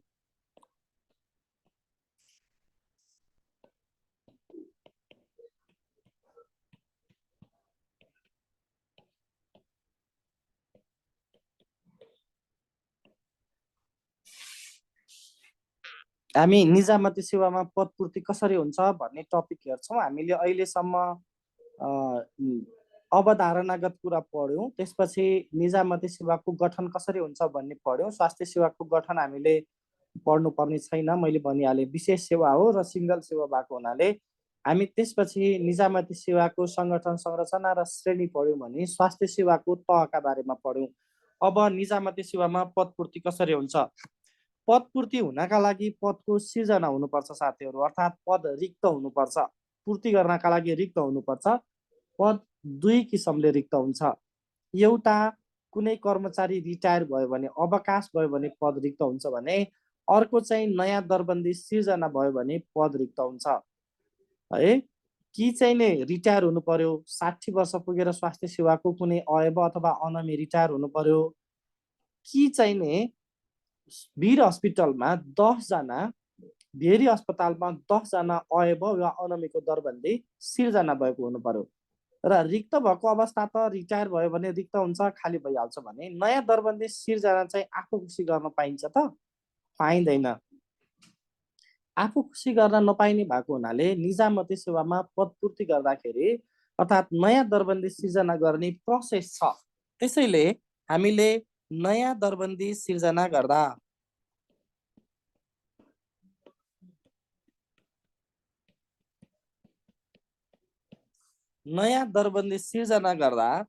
सम्बन्धित मन्त्रालयले प्रतिवेदन तयार गर्दछ। प्रतिवेदन तयार सम्बन्धित मन्त्रालय। तपाईको अयब पद थप्नु पर्यो भने स्वास्थ्य मन्त्रालयले, अनि अदालततिर सुब्बाको दरबन्दी थप्नु पर्यो भने कानुन मन्त्रालयले, मालपोत भूमि सुधारतिर खरिदारको पद थप्नु पर्यो भनेदेखि मालपोततिर थप्न पर्यो भने भूमि सुधार मन्त्रालयले, यसरी मन्त्रालयहरूले सम्बन्धित मन्त्रालयले प्रतिवेदनको तयारी गर्दछ र प्रतिवेदन तयारी गरिसकेपछि त्यो प्रतिवेदन सहमतिका लागि अर्थ मन्त्रालयमा पठाउनु पर्दछ है। अर्थ मन्त्रालयमा पठाउनु पर्छ। अर्थ मन्त्रालयले सहमति दिन बेलामा अरू केही पनि हेर्दैन। त्यहाँ किन त्यो के अरे त्यहाँ हामीले नयाँ दरबन्दी सिर्जना गरेका कर्मचारीहरूका लागि तलब खुवाउन मिल्ने, बस्नका लागि कोठा बनाउन सकिने, कुर्सी टेबलहरू उपलब्ध गराउन सकिने गरी पैसा छ कि छैन त त्यो कुरा मात्रै हेरिन्छ। त्यो कुरा हेरिने भएको हुनाले त्यहाँ चाहिँ सहमति चाहिँ अर्थ मन्त्रालयले दिनुपर्छ र सहमति अर्थ मन्त्रालयले दियो भने हामी त्यो प्रतिवेदन मूल्याङ्कनका लागि सामान्य प्रशासन मन्त्रालयमा पठाउँछौँ। मूल्याङ्कनका लागि सामान्य प्रशासन मन्त्रालय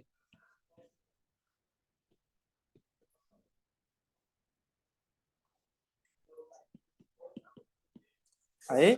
मूल्याङ्कन अब सामान्य प्रशासन मन्त्रालयले 30 दिनको समय लिएर त्यहाँ त्यो कर्मचारी आवश्यकता परेको हो कि होइन भन्ने कुरा चाहिँ हेर्छ र त्यहाँ त्यो कर्मचारीको आवश्यकता परेको हो भने उसले चाहिँ त्यो कर्मचारीमा पद पूर्तिका लागि दरबन्दी सिर्जनाको कुरा ठिक छ भनेर मूल्याङ्कन गरेर पेश गर्छ र त्यसको स्वीकृति नेपाल सरकारले गर्छ र नेपाल सरकारले स्वीकृत गरेपछि मात्रै निजामती कर्मचारीहरूमा नयाँ दरबन्दी सिर्जना हुन्छ अर्थात् कर्मचारीको दरबन्दी सिर्जना हुन्छ।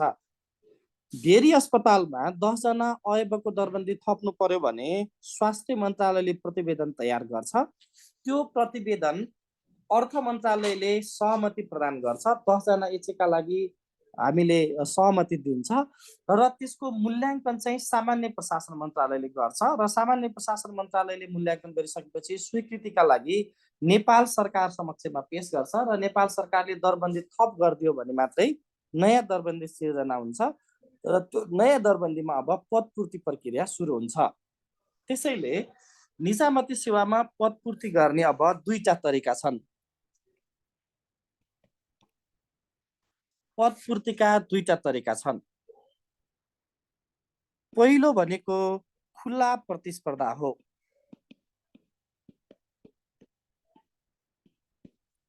भने अर्को बढुवा हो। निजामती सेवामा पदपूर्तिका दुईटा तरिका, एउटा खुला प्रतिस्पर्धा, अर्को चाहिँ बढुवा है। एउटा खुला प्रतिस्पर्धा, अर्को बढुवा। हामीले यसरी निजामती सेवामा पदपूर्ति सुरु गर्छौं। नेपाल सरकार भनेको मन्त्री परिषद हो, मन्त्री परिषद र त्यसको चेयर चाहिँ प्रधानमन्त्री कार्यालयले गर्छ। खुला प्रतिस्पर्धा र बढुवा। खुला प्रतिस्पर्धा पनि हामीले दुई किसिममा बाँडेका छौं, एक खुला भने अर्को समावेशी है। खुला प्रतिस्पर्धा भनेको दुई किसिमले गर्छौं हामी, एउटा खुला र अर्को समावेशी। बढुवाका बारेमा हामी एकैछिनपछि पढ्नेछौँ। अहिलेका लागि खुला प्रतिस्पर्धाका बारेमा हामी हेर्छौँ। खुला प्रतिस्पर्धा दुई किसिमको हुन्छ, एउटा खुला र अर्को समावेशी। 2063 साल साउन 4 गते भन्दा पहिला खुला प्रतिस्पर्धामा आएका पदहरू चाहिँ खुला प्रतिस्पर्धाबाट मात्रै हुन्थ्यो भने हामीले 2063 4 महिना 23 गतेबाट हामीले यसलाई समावेशी भन्ने बनायौं र आरक्षण दिन सुरु गर्यौं है। आरक्षण दिन सुरु गर्यौं। त्यसैले हामीलाई एक्जाममा सोध्न सक्छ नेपालमा आरक्षण दिन निजामती कर्मचारीहरूमा आरक्षणको सुरुवात कहिले भयो अथवा निजामती सेवा ऐनको दोस्रो संशोधन कहिले भयो भन्ने क्वेसन चाहिँ सोध्छ। त्यसैले यहाँनिर समावेशीको कुरामा ख्याल गर्नु होला। यो चाहिँ आरक्षण भन्छौँ हामी समावेशीलाई, आरक्षण। र हामीले निजामती सेवामा आरक्षण दिन सुरु गरेको 2064 साल 4 महिना 23 गतेबाट, अर्थात् निजामती सेवा ऐनको दोस्रो संशोधन गरेर हामीले आरक्षण दिन सुरु गरेका हौं है। निजामती सेवाको दोस्रो संशोधन गरेर आरक्षण सुरु गरेका हौं त्यसैले खुला प्रतिस्पर्धाबाट हामी 55% कोटा पूर्ति गर्छौँ भने आरक्षणबाट 45% कोटा निजामती सेवा अन्तर्गत पूर्ति गरिन्छ। निजामती सेवा अन्तर्गत 55% कोटा खुला प्रतिस्पर्धाबाट भने 45% कोटा आरक्षणबाट पूर्ति गरिन्छ, अर्थात् समावेशीबाट पूर्ति गरिन्छ। त्यो 45% कोटालाई पूर्ति गर्नका लागि हामीले निजामती सेवा अन्तर्गत 6वटा क्लस्टरमा विभाजन गरेका छौँ। 6वटा क्लस्टरभित्र पहिलो महिला 33%, दोस्रो जनजाति 27%, तेस्रो मधेसी 22%, चौथोमा दलित 9%, पाँचौंमा अपाङ्ग 5% भने पिछडिएको क्षेत्र 4% गरी निजामती सेवामा आउने 45% पदहरूलाई हामीले क्याटेगोराइज गरेर यसरी समावेशी अर्थात् आरक्षण दिने गरेका छौँ है।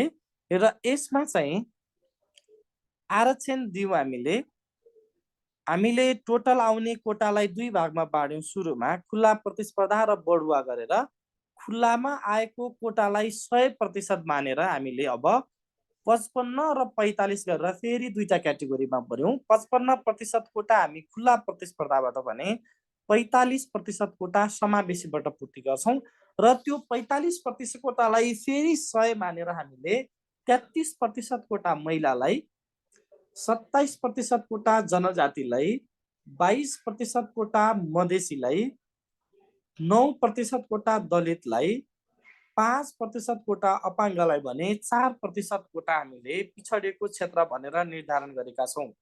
अब आउने निजामती सेवा ऐनमा अर्थात् प्रदेशहरूका निजामती सेवा ऐनमा यो संरचना अलि फरक किसिमको छ।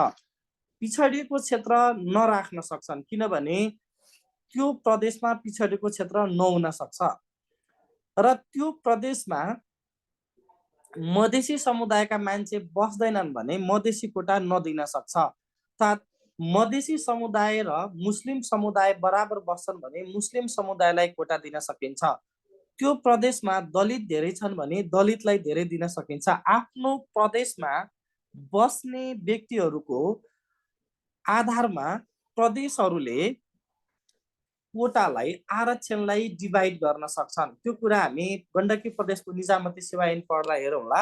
हामी अहिले सङ्घीय निजामती सेवा ऐन पढ्दै गरेको हुनाले सङ्घीय निजामती सेवा ऐनमा दिएको प्रावधानहरू हामीले हेर्दैछौँ र यिनै प्रावधानहरू हुन्। ओके, त्यसपछि हामीलाई अब महिला कोटाका लागि त नागरिकतामा महिला लेख्यो भने मुस्लिम कोटा नेपाल सरकारको अहिले छैन। ओके, मुस्लिम कोटा अहिले छैन यहाँ सङ्घीय निजामती सेवा ऐनमा। गण्डकी प्रदेशले चाहिँ छुट्याएको छ। प्रदेशहरूले छुट्याउन सक्छन्, सङ्घले चाहिँ छुट्याउँदैन। अनि यहाँ के भएको छ भनेदेखि अब नयाँ सङ्घीय निजामती सेवा ऐनमा प्रावधान कसरी राखिँदैछ भनेदेखि अब महिला कोटा भन्ने कोटा चाहिँ यहाँबाट हटाइँदैछ। यो 33% महिला कोटा हटाएर त्यहाँ हामीले खस आर्य भन्ने कोटा थप्दैछौँ। त्यसपछि जनजाति कोटालाई पनि टुक्राएर थारू कोटा आउँदैछ र महिला हटाएको होइन, महिलालाई अब छुट्टै व्यवस्था गरिँदैछ। महिलालाई कस्तो व्यवस्था आउँदैछ भने महिला कोटामा 52 क्षेत्री महिलाहरू मात्रै चाहिँ नि नाम निकाले भन्ने हिसाबले अहिले चाहिँ जुन जनजाति कोटामा आएको 27% रहन्छ त्यही कोटालाई पनि फेरि डिभाइड गरेर पुरुष र महिला बीच अर्थात् जनजाति महिला र जनजाति महिला बीच मात्रै कम्पिटिसन गराएर मधेसी महिला र मधेसी महिला बीच मात्रै कम्पिटिसन गराउने गरी हामीले नयाँ निजामती सेवा ऐनलाई ड्राफ्ट गरेका छौँ। अब मधेसी महिलाले ब्राह्मण क्षेत्री महिलासँग अर्थात् जनजाति महिलासँग अर्थात् दलित महिलासँग कम्पिटिसन गर्नुपर्ने छैन। अब त्यो प्रावधान आउँदैछ। नयाँ निजामती सेवा ऐन आयो भने मात्रै लागू हुने हो। खालि मैले तपाईँलाई जानकारीका लागि मात्रै दिन खोजेको हो। र यसमा चाहिँ मैले कुरा गर्दै थिएँ तपाईँहरूलाई इक्जाममा सोध्ने इक्जाम ओरिएन्टेड भएर पढ्नुपर्छ र यसमा चाहिँ महिला त नागरिकतामा महिला लेख्यो भने पुग्यो। यो बाँकी 4वटा क्लस्टरहरूमा जनजाति मधेसी दलित र अपाङ्ग क्लस्टरहरूमा चाहिँ यो क्लस्टरहरूमा चाहिँ तपाईँले एकचोटि सिफारिस बढाउनु भयो भने लाइफ टाइम त्यो सिफारिसले काम गर्छ भने पिछडिएको क्षेत्र अन्तर्गत हामीले 9वटा जिल्लालाई सूचीकृत गरेका छौँ। पिछडिएको क्षेत्र अन्तर्गत 9वटा जिल्ला पर्दछन्। ती 9वटा जिल्ला के हुन् भन्ने कुरा चाहिँ हामीले पढ्नुपर्ने छ।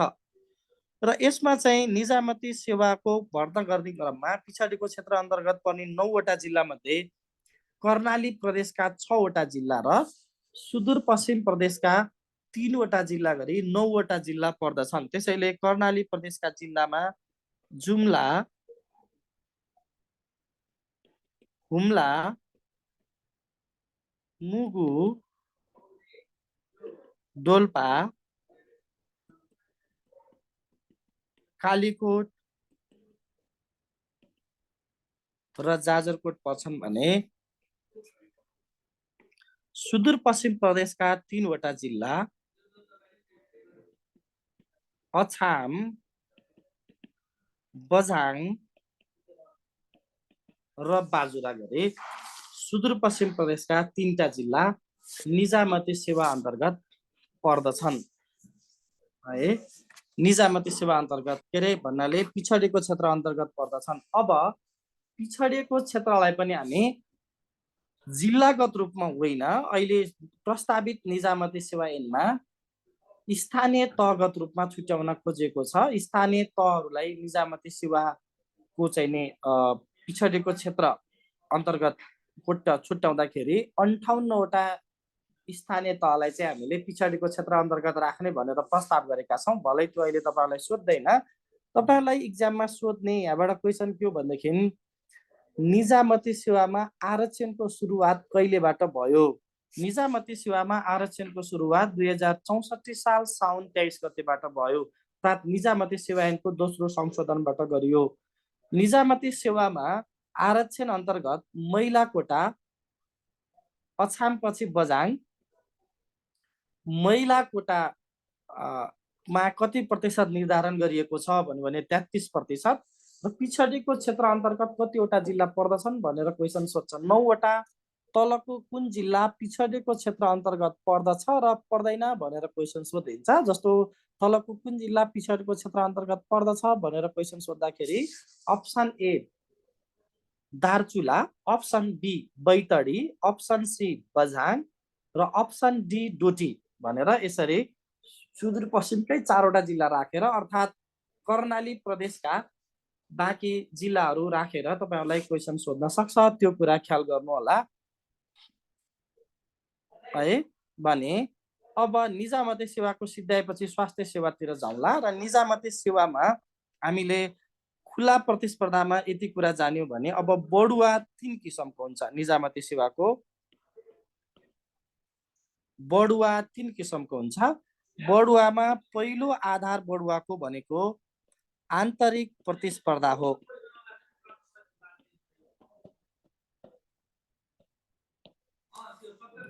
निजामती सेवामा बढुवाको पहिलो आधार भनेको आन्तरिक प्रतिस्पर्धा हो। अर्थात् सेवाभित्रकै कर्मचारीहरू बीच कम्पिटिसन गराएर यहाँ लिखित मौखिक सम्पूर्ण प्रक्रिया हुन्छ। खुला प्रतिस्पर्धामा जस्तो प्रक्रिया हुन्छ त्यस्तै प्रक्रिया आन्तरिक प्रतिस्पर्धामा हुने गर्दछ। अर्थात् निश्चित अवधि सेवा गरेका कर्मचारीहरू बीच मात्रै कम्पिटिसन गराएर बढुवा गर्ने प्रणालीलाई आन्तरिक प्रतिस्पर्धा भनिन्छ भने दोस्रोमा ज्येष्ठता पर्दछ। अर्थात् सिनियर कर्मचारी बढुवा हुने प्रणालीलाई ज्येष्ठता भनिन्छ। निजामती सेवा भित्रका सिनियर कर्मचारीहरू बढुवा हुने। सिनियर भनेको अनुभवका आधारमा सिनियर। जस्तो एउटा कर्मचारी बढुवा गर्नु पर्यो र त्यहाँ 5 वर्ष सेवा गरेको कर्मचारी र 6 वर्ष सेवा गरेको कर्मचारी बीच कम्पिटिसन भयो भने अर्थात् त्यो भयो भने 6 वर्ष सेवा गरेको कर्मचारी बढुवा हुने प्रणालीलाई ज्येष्ठता भनिन्छ भने तेस्रो आधार भनेको कार्यक्षमताको मूल्याङ्कन हो।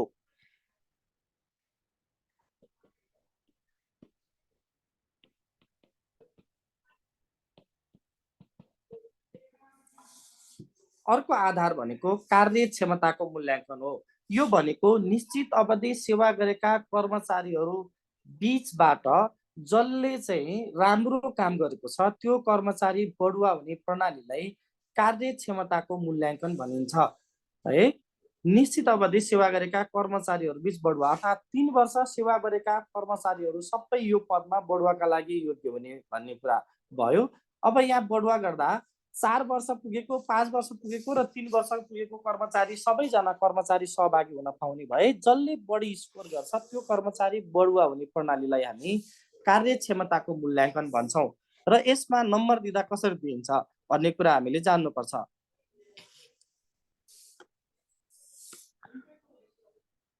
ओके, यसमा चाहिँ आन्तरिक प्रतिस्पर्धामा त लिखित मौखिक सबै हुन्छ। जसले बढी स्कोर गर्छ त्यो बढुवा हुने भइहाल्यो। ज्येष्ठताभित्र सिनियर कर्मचारी जेठो कर्मचारी चाहिँ बढुवा हुने हो। र ज्येष्ठतामा अहिले भर्खर एउटा साथीले प्रश्न सोध्दै हुनुहुन्थ्यो, कार्य सम्पादन मूल्याङ्कन भन्नुभएको थियो। यो चाहिँ ज्येष्ठताभित्र पर्ने अर्को एउटा आधार हामीले तय गरेका हौँ। ज्येष्ठताभित्र चाहिँ जेठो हुन बित्तिकै पर्ने भन्ने होइन। कारबाहीमा परेको छ भने सिनियर भए पनि परेन होइन। त्यस्तैले ज्येष्ठताको मूल्याङ्कन गर्ने बेलामा हामीले कार्य सम्पादन उसको त्यसलाई पनि आधार राख्छौँ। ज्येष्ठता अन्तर्गतको एउटा अर्को आधार हो भने कार्यक्षमता भनेको फरक विषय हो। र यसमा काम गर्ने क्षमताको कुरालाई चाहिँ कार्यक्षमताको मूल्याङ्कन भनिन्छ। यसका चाहिँ हामीले आधारहरू चाहिँ तय गरेका छौँ। र कार्यक्षमताको बढुवाका आधारहरू के हुन् त?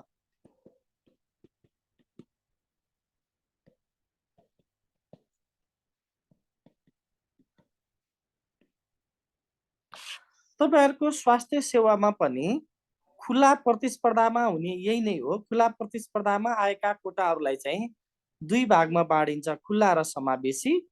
खुला र समावेशी र खुलामा पनि 55%, समावेशीमा पनि 45%। यो महिला, आदिवासी जनजाति, मधेसी, दलित, पिछडिएको क्षेत्र सबै यही हो। र 9 वटा जिल्ला नै पिछडिएको क्षेत्रमा पर्दछन्। स्वास्थ्य सेवाबाट सोध्यो भने पनि यिनै कुरा। र स्वास्थ्य सेवामा बढुवाका आधार पनि 3टा नै छन् है। बढुवाका आधार पनि 3टा नै छन्। एउटा आन्तरिक प्रतिस्पर्धा,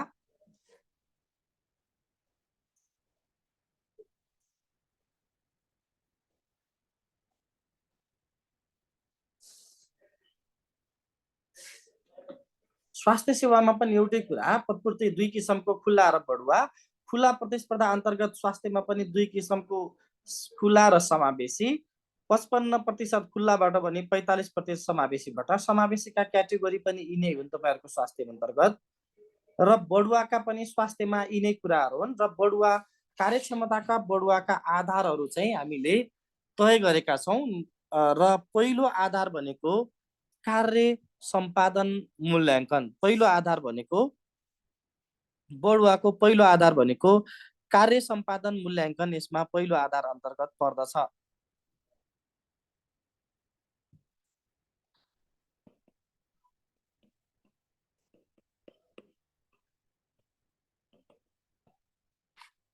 कार्य सम्पादन मूल्याङ्कन बढुवाको एउटा आधार। दोस्रोमा चाहिँ ज्येष्ठता। तेस्रोमा शैक्षिक योग्यता। भौगोलिक क्षेत्रमा काम है। तेस्रोमा शैक्षिक योग्यता तल लेखौँला हो नै भौगोलिक क्षेत्रमा काम।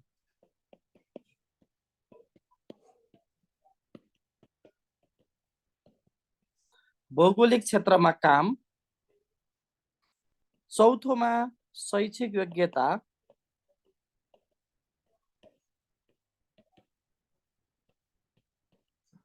र 5औँमा तालिम गरेर 5वटा क्याटेगोरीमा बाँडेको छ।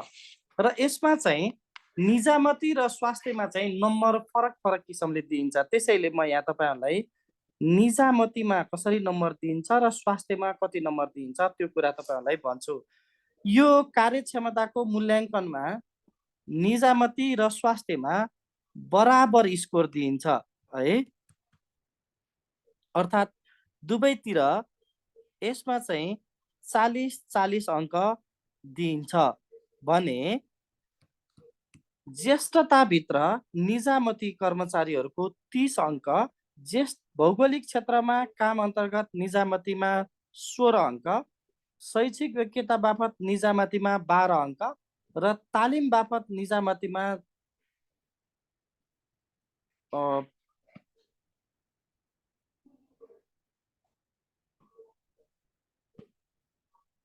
2 अङ्क गरेर निजामतीमा चाहिँ यसरी 100 अङ्क निर्धारण गरिएको छ भने तपाईहरूको स्वास्थ्यतिर चाहिँ यो अलिकति फरक किसिमले दिइएको छ र स्वास्थ्यतिर चाहिँ तपाईहरूको बढुवाका लागि हुने आधार मध्ये यो दुईटालाई एउटै बनाएर 15 अङ्क दिइन्छ है साथीहरू। शैक्षिक योग्यता र तालिम बापत तपाईहरूका एउटै अङ्क छ र त्यो 15 अङ्क 12 + 3 हो नै, तथापि त्यहाँ चाहिँ एउटै शैक्षिक योग्यता र तालिम भनेर एउटै राखेको छ। त्यसैले कार्य क्षमताको बढुवाका आधार अन्तर्गत तपाईहरू कहाँ चाहिँ नि 4वटा आधार बनाइएको छ। पहिलो आधार कार्य सम्पादन मूल्याङ्कन, दोस्रो आधार चाहिँ तपाईहरुकोतिर बनाएको भनेको ज्येष्ठता, तेस्रोमा भौगोलिक क्षेत्रमा काम र त्यसपछि तपाईहरुका अर्को आधार भनेको चाहिँ नि भौगोलिक क्षेत्रमा काम र दुईटालाई एउटैमा क्याटेगोराइज गरिदिएर शैक्षिक योग्यता र तालिम भनेर एउटैमा राखेर तपाईहरुलाई क्याटेगोराइज गरेको छ र यसमा 40 अङ्क दुईटै एउटै हो तपाईहरुका दिने पनि र निजामतीमा दिने पनि। अब भौगोलिक क्षेत्रको काम र ज्येष्ठतामा फरक अङ्क छ। भौगोलिक क्षेत्रको काममा ज्येष्ठतामा 20 अङ्क छ भने भौगोलिक क्षेत्रमा काम गरे बापत 25 अङ्क गरेर 100 पूर्णाङ्क निर्धारण गरिएको छ र यसरी जसले बढी स्कोर गर्छ त्यही मान्छे बढुवा हुने प्रणालीलाई हामी कार्यक्षमताको बढुवा भन्दछौँ। कार्य सम्पादन मूल्याङ्कन भनेको हरेक कर्मचारीले हरेक आर्थिक वर्षको समाप्ति सँगसँगै एउटा फारम भर्नुपर्ने छ र त्यो फारममा आफूले त्यो वर्षभित्र गरेका कम्तीमा 5वटा कामहरू उल्लेख गर्नुपर्ने छ।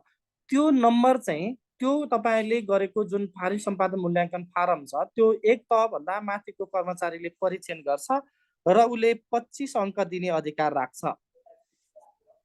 जस्तो चौथो तहका कर्मचारीहरूको कार्य सम्पादन मूल्याङ्कन फारम 5औं तहको कर्मचारीले हेर्छ र 25 अङ्क दिने अधिकार राख्छ भने त्यसपछि 10 अङ्क चाहिँ त्योभन्दा माथिको कर्मचारीले अर्थात् 6औं तहको कर्मचारीले दिने गर्दछ भने 7औं तहको कर्मचारीको नेतृत्वमा एउटा समिति हुन्छ र त्यो समितिले 5 अङ्क गरेर जम्मा 40 अङ्क दिने अधिकार राख्दछन्। र यो तपाईले एक वर्षको मात्रै होइन, कार्य सम्पादन मूल्याङ्कन फारम बढुवा हुनका लागि 3 वर्षको हेरिन्छ। कुनै वर्ष कम नम्बर ल्याएको छ भने त्यसको एभरेज हेरिन्छ र कम नम्बर ल्याउने कर्मचारी बढुवाका लागि इलिजिबल हुन्छ, के अरे इनइलिजिबल हुनेछ भने ज्येष्ठताका लागि हामीले सिनियर कर्मचारीलाई सामान्यतया वर्षको 3 अङ्क निर्धारण गरेका छौँ र जस्तो 4 वर्ष काम गरेको कर्मचारीले 12 अङ्क पाउँछ भने 5 वर्ष काम गरेको कर्मचारीले 15 अङ्क पाउँछ। यसरी ज्येष्ठताको निर्धारण गरिएको छ। भौगोलिक क्षेत्रको काममा हामीले निजामतीमा र स्वास्थ्यमा फरक, निजामतीमा 16 भने स्वास्थ्यमा 25 अङ्क निर्धारण गरेका छौँ। यसका लागि देशलाई हामीले 4वटा क्याटेगोरीमा बाँडेका छौँ, क ख ग घ गरेर। क भनेको उच्च हिमाली जिल्लाहरू र पहाडका दुर्गम जिल्लाहरू पर्छन् र यहाँ गएर काम गरे बापत एक वर्षको 4 अङ्क पाइन्छ।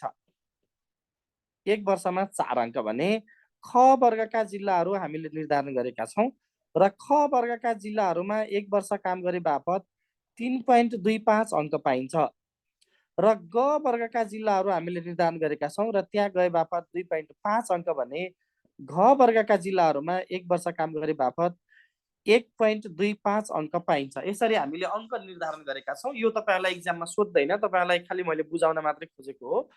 र यसरी अङ्क निर्धारण गर्यौं र एक वर्ष काम गरे बापत यति अङ्क पाइन्छ र एक वर्ष भनेको 365 दिन होइन है साथीहरू। यहाँ चाहिँ निजामती सेवामा अर्थात् स्वास्थ्य सेवा अन्तर्गत एक वर्ष भन्नाले 233 दिन रुजु हाजिरी हो। 1 वर्ष भनेको 233 दिन रुजु हाजिरीलाई बुझिन्छ। यो तपाईहरुलाई सोध्न सक्छ। 1 वर्ष भन्नाले कति दिनलाई बुझिन्छ? 1 वर्ष भनेको 233 दिन रुजु हाजिरीलाई जनाउँछ। शनिबार पनि यसमा गनिन्छ। अर्थात् तपाई चाहिँ 7 दिन भन्दा लामो काज नगएर, 7 दिन भन्दा लामो बिदा नगएर कुनै ठाउँमा 8 महिना बस्नु भएको छ भने तपाईलाई यो अंक प्राप्त हुन्छ है। त्यसैले 1 वर्ष भनेको 233 दिन रुजु हाजिरीलाई जनाउने छ। भने शैक्षिक योग्यता र तालिम बापत निजामती दुईटा क्याटेगोरी बनाइयो, 12 र 2 भने स्वास्थ्यमा चाहिँ 15 अंक बनाइएको छ। 15 अंक है, स्वास्थ्यमा चाहिँ 15 अंक एकैचोटि। त्यो भनेको 12 + 3 हो। न्यूनतम शैक्षिक योग्यता बढुवाका लागि चाहिने न्यूनतम शैक्षिक योग्यता भएको कर्मचारीलाई 12 अंक दिइनेछ भने तालिम बापत 3 अंक गरेर स्वास्थ्यतिर 15 अंक दिइन्छ। अर्थात् तपाई एचए हुनुहुन्छ, एचए पास गर्नु भएको छ तर अयबमा नाम निकाल्नु भएको हो भने 5औं तहमा बढुवा हुनका लागि एचए पास गरेको कर्मचारीले 12 अंक भने अर्को कर्मचारीले 9 अंक, सीएमए मात्रै पढेको कर्मचारीले 9 अंक पाउने छ। र तालिम भनेको यो 2 दिने 4 दिने तालिम होइन, यसलाई हामी सेवाकालीन तालिम भन्छौँ। यो हाम्रो कार्यदिन, यसको चाहिँ 30 कार्यदिनको तालिम हुनेछ र यो तालिमको अन्तिममा तपाईले फर्स्ट डिभिजन ल्याएको हुनै पर्नेछ। फर्स्ट डिभिजन ल्याउनु भएन भने तपाई बढुवाका लागि के रे नम्बर पाउनु हुने छैन। र यदि फर्स्ट डिभिजन ल्याउनु भयो भने हरेक कर्मचारीले बराबर अर्थात् 3-3 अंक प्राप्त गर्दछन्। त्यसैले हामीले अहिले स्वास्थ्य सेवा र निजामती सेवामा हुने पदपूर्तिका विषयमा हेर्यौं र पदपूर्ति स्वास्थ्यमा र निजामतीमा दुईटैमा 2 किसिमको हुनेछ। पदपूर्ति 2 किसिमको हुनेछ र त्यो भनेको एउटा खुला प्रतिस्पर्धा र अर्को बढुवा हो। खुला प्रतिस्पर्धामा आएका कोटाहरूलाई हामी फेरि 2 भागमा क्याटेगोराइज गर्छौं, एउटा खुला र अर्को समावेशी। खुला कोटाबाट हामी 55% कोटा पूर्ति गर्छौं भने समावेशीबाट हामी 45% कोटा पूर्ति गर्छौं र 45% कोटा पूर्ति गर्दाखेरि हामीले 6 वटा क्लस्टरमा विभाजन गरेका छौं। ती 6 वटा क्लस्टरहरूमा विभाजन गरेका छौं। ती 6 वटा क्लस्टरहरूमध्ये महिला, जनजाति, मधेसी, दलित, अपाङ्ग र पिछडिएको क्षेत्र पर्छन्। 33, 27, 22, 9, 5 र 4 गरेर क्रमशः बाँडेका छौं। 9 वटा जिल्ला पिछडिएको क्षेत्र अन्तर्गत पर्दछन्। स्वास्थ्य र निजामती दुवैतिर बढुवा 3 किसिमको बनाएका छौं हामीले। एउटा भनेको आन्तरिक प्रतिस्पर्धा, अर्को बढुवा के अरे ज्येष्ठता र अर्को कार्यक्षमताको मूल्याङ्कन। आन्तरिक प्रतिस्पर्धा र समावेशी राखेको कुरा मैले भनिहालेँ साथी। 2064 साल 4 महिना 23 गते निजामती सेवा ऐनको दोस्रो संशोधनबाट समावेशी राखेका हौं। आन्तरिक प्रतिस्पर्धा र ज्येष्ठतामा हामीलाई छैन। त्यसपछि हामीलाई चाहिँ कार्यक्षमताको बढुवाका आधारहरू चाहिँ निजामतीमा 5 वटा भने स्वास्थ्यमा 4 वटा तय गरिएको छ र 40 अंक बराबर दिइन्छ। स्वास्थ्यमा र निजामतीमा कार्य सम्पादन मूल्याङ्कन बापत, ज्येष्ठता बापत 30 अंक भने स्वास्थ्यमा 20 अंक, भौगोलिक क्षेत्रमा काम निजामतीमा 16 भने स्वास्थ्यमा 25 अंक भने शैक्षिक योग्यता र तालिम बापत निजामतीमा 12 + 2 गरेर 14 अंक दिइन्छ भने स्वास्थ्यमा एकमुष्ट रूपमा 15 अंक दिइन्छ। र 1 वर्ष भनेको 233 दिन रुजु हाजिरी हो भन्ने बुझ्नुपर्छ। तपाईहरुलाई स्वास्थ्य सेवाको चौथो तह र 5औं तहमा पदपूर्ति गर्दाखेरि हामी कसरी गर्न सक्छौं भनेर क्वेशन सोध्न सक्छ। त्यसका लागि स्वास्थ्य सेवाको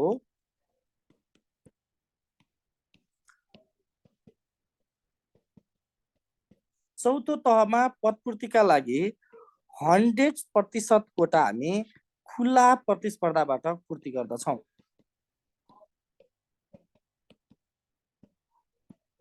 है, जस्तो अनमी र अयबमा, अयब र अनमीमा हामी 100% खुला प्रतिस्पर्धाद्वारा पूर्ति गर्छौं भने चौथो तहमा त्यो भने 5औं तहमा हामी पदपूर्ति गर्दाखेरि 5औं तहमा पदपूर्ति गर्दाखेरि खुला प्रतिस्पर्धाबाट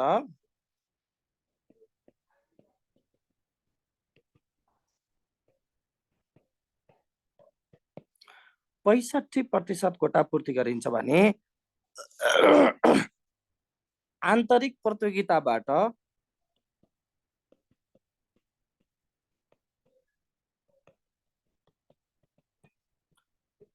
20% कोटा पूर्ति गरिन्छ भने अर्को चाहिँ हाम्रो ज्येष्ठता,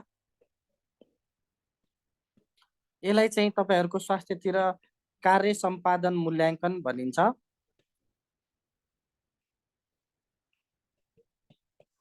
बाट 15% गरेर हामीले टोटल कोटा मध्येका पाँचौं तहमा 65, 20 र 15 गरेर तीनटा क्याटेगोरीमा बाँडेर पदपूर्ति गर्ने गर्दछौं। र एकजना साथीले यहाँ राम्रो प्रश्न सोध्नु भयो, स्वास्थ्य सेवामा पनि एकैचोटि हो सर भनेर निजामती के अरे समावेशी बनाएको। स्वास्थ्य सेवामा समावेशी बनाएको यो भन्दा अझ पहिला नै समावेशी अन्तर्गत स्वास्थ्य सेवामा राखिसकेको थियो। स्वास्थ्य सेवामा समावेशी यो भन्दा पहिला नै र लागू भएको चाहिँ एकैचोटि हो। स्वास्थ्य सेवामा लागू भएको र निजामती सेवामा लागू भएको एकैचोटि हो र स्वास्थ्य सेवा ऐनको तेस्रो संशोधनबाट समावेशी बनाइएको थियो। तेस्रो संशोधन अर्थात् स्वास्थ्य सेवा ऐनको संशोधन 2063 8/22 गते भएको थियो र यही तेस्रो संशोधनबाट समावेशी बनाएको हो स्वास्थ्य सेवाको। तथापि लागू चाहिँ एकैचोटि लोकसेवा आयोगले एकैचोटि लागू गरेको थियो है। तेस्रो संशोधन स्वास्थ्य सेवाको लागू चाहिँ एकैचोटि भएको हो। यसमा चाहिँ त्यो कुरा चाहिँ तपाईहरुले बुझ्नु होला। त्यसैले यहाँ चाहिँ के हो भने हामीले बुझ्नुपर्ने कुरा यो पदपूर्तिमा आज हामी पदपूर्ति सम्म पुग्यौं र पदपूर्तिमा हामीले सुरुदेखि नै तपाईहरु हेर्नु होला कि पदपूर्ति गर्नका लागि दुईटा कन्डिसन, एउटा पदको सिर्जना हुनु पर्यो, अर्को चाहिँ रिटायरमेन्ट चाहियो। र रिटायरमेन्टको केसमा त धेरै पढ्नु परेन, हामीले दरबन्दी सिर्जना गर्नु पर्यो भने नयाँ पदपूर्ति गर्नका लागि दरबन्दी सिर्जना गर्दा प्रतिवेदनको तयारी सम्बन्धित मन्त्रालयले सहमति अर्थ मन्त्रालयले भने मूल्याङ्कन सामान्य प्रशासन मन्त्रालय गर्छ भने स्वीकृति नेपाल सरकारले गर्छ। यसरी सिर्जना भएको पदमा वा रिक्त भएको पदमा हामी पदपूर्ति गर्दाखेरि दुई किसिमले गर्छौं, खुला प्रतिस्पर्धा र बढुवा। खुला प्रतिस्पर्धा अन्तर्गत खुला र समावेशी पर्दछन् र खुलामा 55% कोटा निर्धारण गरिन्छ भने समावेशी अन्तर्गत 45% कोटा पूर्ति गरिन्छ। निजामती सेवाको दोस्रो संशोधन 2064 4/23 गतेबाट लागू भएको हो भने स्वास्थ्य सेवामा तेस्रो संशोधनबाट समावेशी लागू गरिएको हो। त्यो 63 8/22 मा तेस्रो संशोधन भएको थियो र यसमा चाहिँ धेरै कुराहरू हामीले पढिसकेका छौं है। सरुवा आएको छैन साथी, अहिले सरुवामा नआत्तिनु होला। त्यसैले म आजको क्लास कन्क्लुड हुनुभन्दा पहिला तपाईहरुलाई निजामती सेवामा अहिलेसम्म पढेका क्वेशनलाई 2 मिनेट रिक्याप गर्छु र यहाँ हेर्नु होला। निजामती सेवामा स्पाइल सिस्टम अर्थात् लुट प्रणालीको सुरुवात अमेरिकाबाट भयो। मेरिट सिस्टम योग्यता प्रणालीको सुरुवात चीनबाट भयो भने निजामती सेवाको सुरुवात बेलायतबाट भएको हो। यो तीनटा कुरा तपाईहरुले जान्नु होला। लुट प्रणालीको सुरुवात अर्थात् स्पाइल सिस्टमको सुरुवात चीनबाट, के अरे स्पाइल सिस्टम अमेरिकाबाट, योग्यता प्रणाली मेरिट सिस्टम चीनबाट भने निजामती सेवाको सुरुवात बेलायतबाट भयो।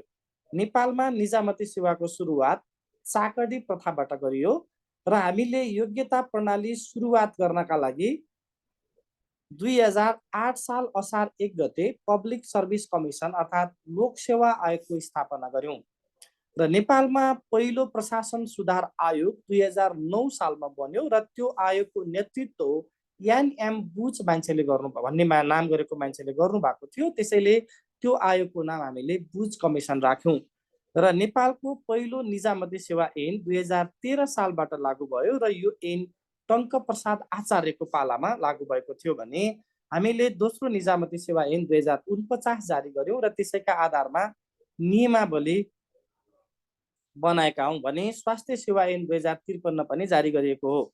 निजामती सेवाको गठनको सम्बन्धमा हेर्दाखेरि संविधानका दुईटा धारा हामीले जान्नु पर्नेछ। निजामती सेवाको परिभाषा नेपालको संविधानको धारा 243 मा गरिएको छ भने सरकारी सेवाको गठन सम्बन्धी व्यवस्था नेपालको संविधानको धारा 285 मा गरिएको छ। इक्जाममा क्वेसन सोध्न सक्छ, निजामती सेवाको गठन नेपालको संविधानको कुन धारा बमोजिम भएको हो, अर्थात् स्वास्थ्य सेवाको गठन कुन धारा बमोजिम भएको हो है। यो चाहिँ 243 र 285 जान्नु होला। र निजामती सेवाको परिभाषाभित्र विशेषताभित्र राज्य कोषबाट तलब भत्ता खाने कर्मचारीहरू पर्दछन्, योग्यता प्रणालीमा आधारित कर्मचारीहरू पर्दछन्, पद सोपान हाइरार्कीमा रहेका कर्मचारीहरू पर्दछन् भने अस्थायी र करारका कर्मचारी पर्दैनन्। त्यसै गरी नेपाली सेना, नेपाल प्रहरी, सशस्त्र प्रहरी र नेपाल सरकारले निजामती सेवाको पद होइन भनी उल्लेख गरेका पद बाहेकका सम्पूर्ण कर्मचारीहरू निजामती कर्मचारीभित्र पर्दछन्। र निजामती कर्मचारीहरूको केन्द्रीय निकाय सामान्य प्रशासन मन्त्रालय हो र यिनीहरूको अभिलेख राष्ट्रिय किताबखानामा राखिन्छ। निजामती सेवा अन्तर्गत 10 वटा सेवा पर्दछन्। 10 वटा सेवालाई पनि हामी दुईटा क्याटेगोरीमा बाँड्छौँ, टेक्निकल र नन टेक्निकल, प्राविधिक र अप्राविधिक। प्राविधिक सेवा 6 वटा छन् भने अप्राविधिक सेवा 4 वटा छन्। नेपाल प्रशासन सेवा, नेपाल न्याय सेवा, नेपाल परराष्ट्र सेवा र लेखा परीक्षण सेवा निजामती सेवाका अप्राविधिक सेवा अन्तर्गत पर्दछन्। र नपर्ने सेवा अन्तर्गत तपाईँको स्वास्थ्य सेवा, संसद सेवा, शिक्षक सेवा र सुरक्षा सेवा पर्दैनन्। नपरे तापनि स्वास्थ्य सेवा र संसद सेवा निजामती सेवा होइनन्, तथापि तिनीहरूका कर्मचारीहरू निजामती कर्मचारीहरू हुन् भनेर नेपालको निजामती सेवा ऐनको दफा 16 मा उल्लेख गरेको छ भने निजामती सेवामा 52 समूह र उपसमूह, संगठन संरचना र श्रेणीको कुरा पढ्यौँ। राजपत्राङ्कित र राजपत्र अनङ्कित गरेर निजामती सेवामा दुईटा क्याटेगोराइज छन् भने स्वास्थ्य सेवामा अधिकृत तह र सहायक तह भनेर दुई क्याटेगोराइज गरेको छ। दुईटा क्याटेगोराइज छ। त्यो दुईटा क्याटेगोराइजमा चाहिँ नि स्वास्थ्यमा चाहिँ तेस्रो, चौथो र पाँचौं तहका कर्मचारी सहायक कर्मचारीहरू भने 6औं देखि 12औं तहसम्मका कर्मचारीहरू मुख्य कर्मचारीहरू हुन् भने निजामतीमा राजपत्राङ्कित कर्मचारीहरू मुख्य कर्मचारी हुन् भने राजपत्र अनङ्कित कर्मचारीहरू सहायक कर्मचारी हुन्। निजामती सेवाको सबैभन्दा महत्त्वपूर्ण पद मुख्य सचिव हो भनेर हामीले पढ्यौँ। र यति कुरा पढिसकेपछि तपाईँहरूको क्वेसनको एड्रेस त मैले धेरै माथि गरिसकेको छु। संसद सेवा निजामती सेवा होइन, तर संसद सेवाका कर्मचारीहरू निजामती कर्मचारी हुन्। यो निजामती सेवा ऐन 2049 को दफा 16 मा उल्लेख गरिएको छ है। अब यो तपाईहरुले लेख्नु भएको छ भन्ने मलाई आशा छ। लेख्नु भएको छैन भने कसैले फोटो पनि खिचेर राख्नु भएको होला। अक्षर यस्तै हुन् है। ओके,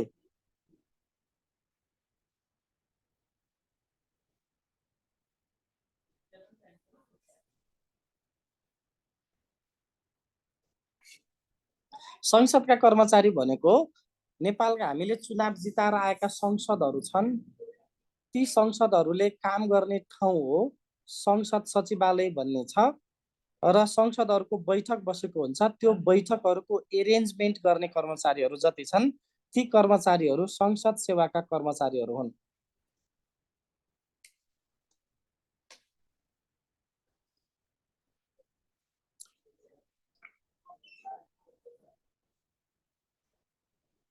ल, अहिलेसम्म आज मलाई सुन्नुभयो सम्पूर्ण साथीहरूलाई धन्यवाद भन्दै म आजको क्लास अन्त्य गर्छु।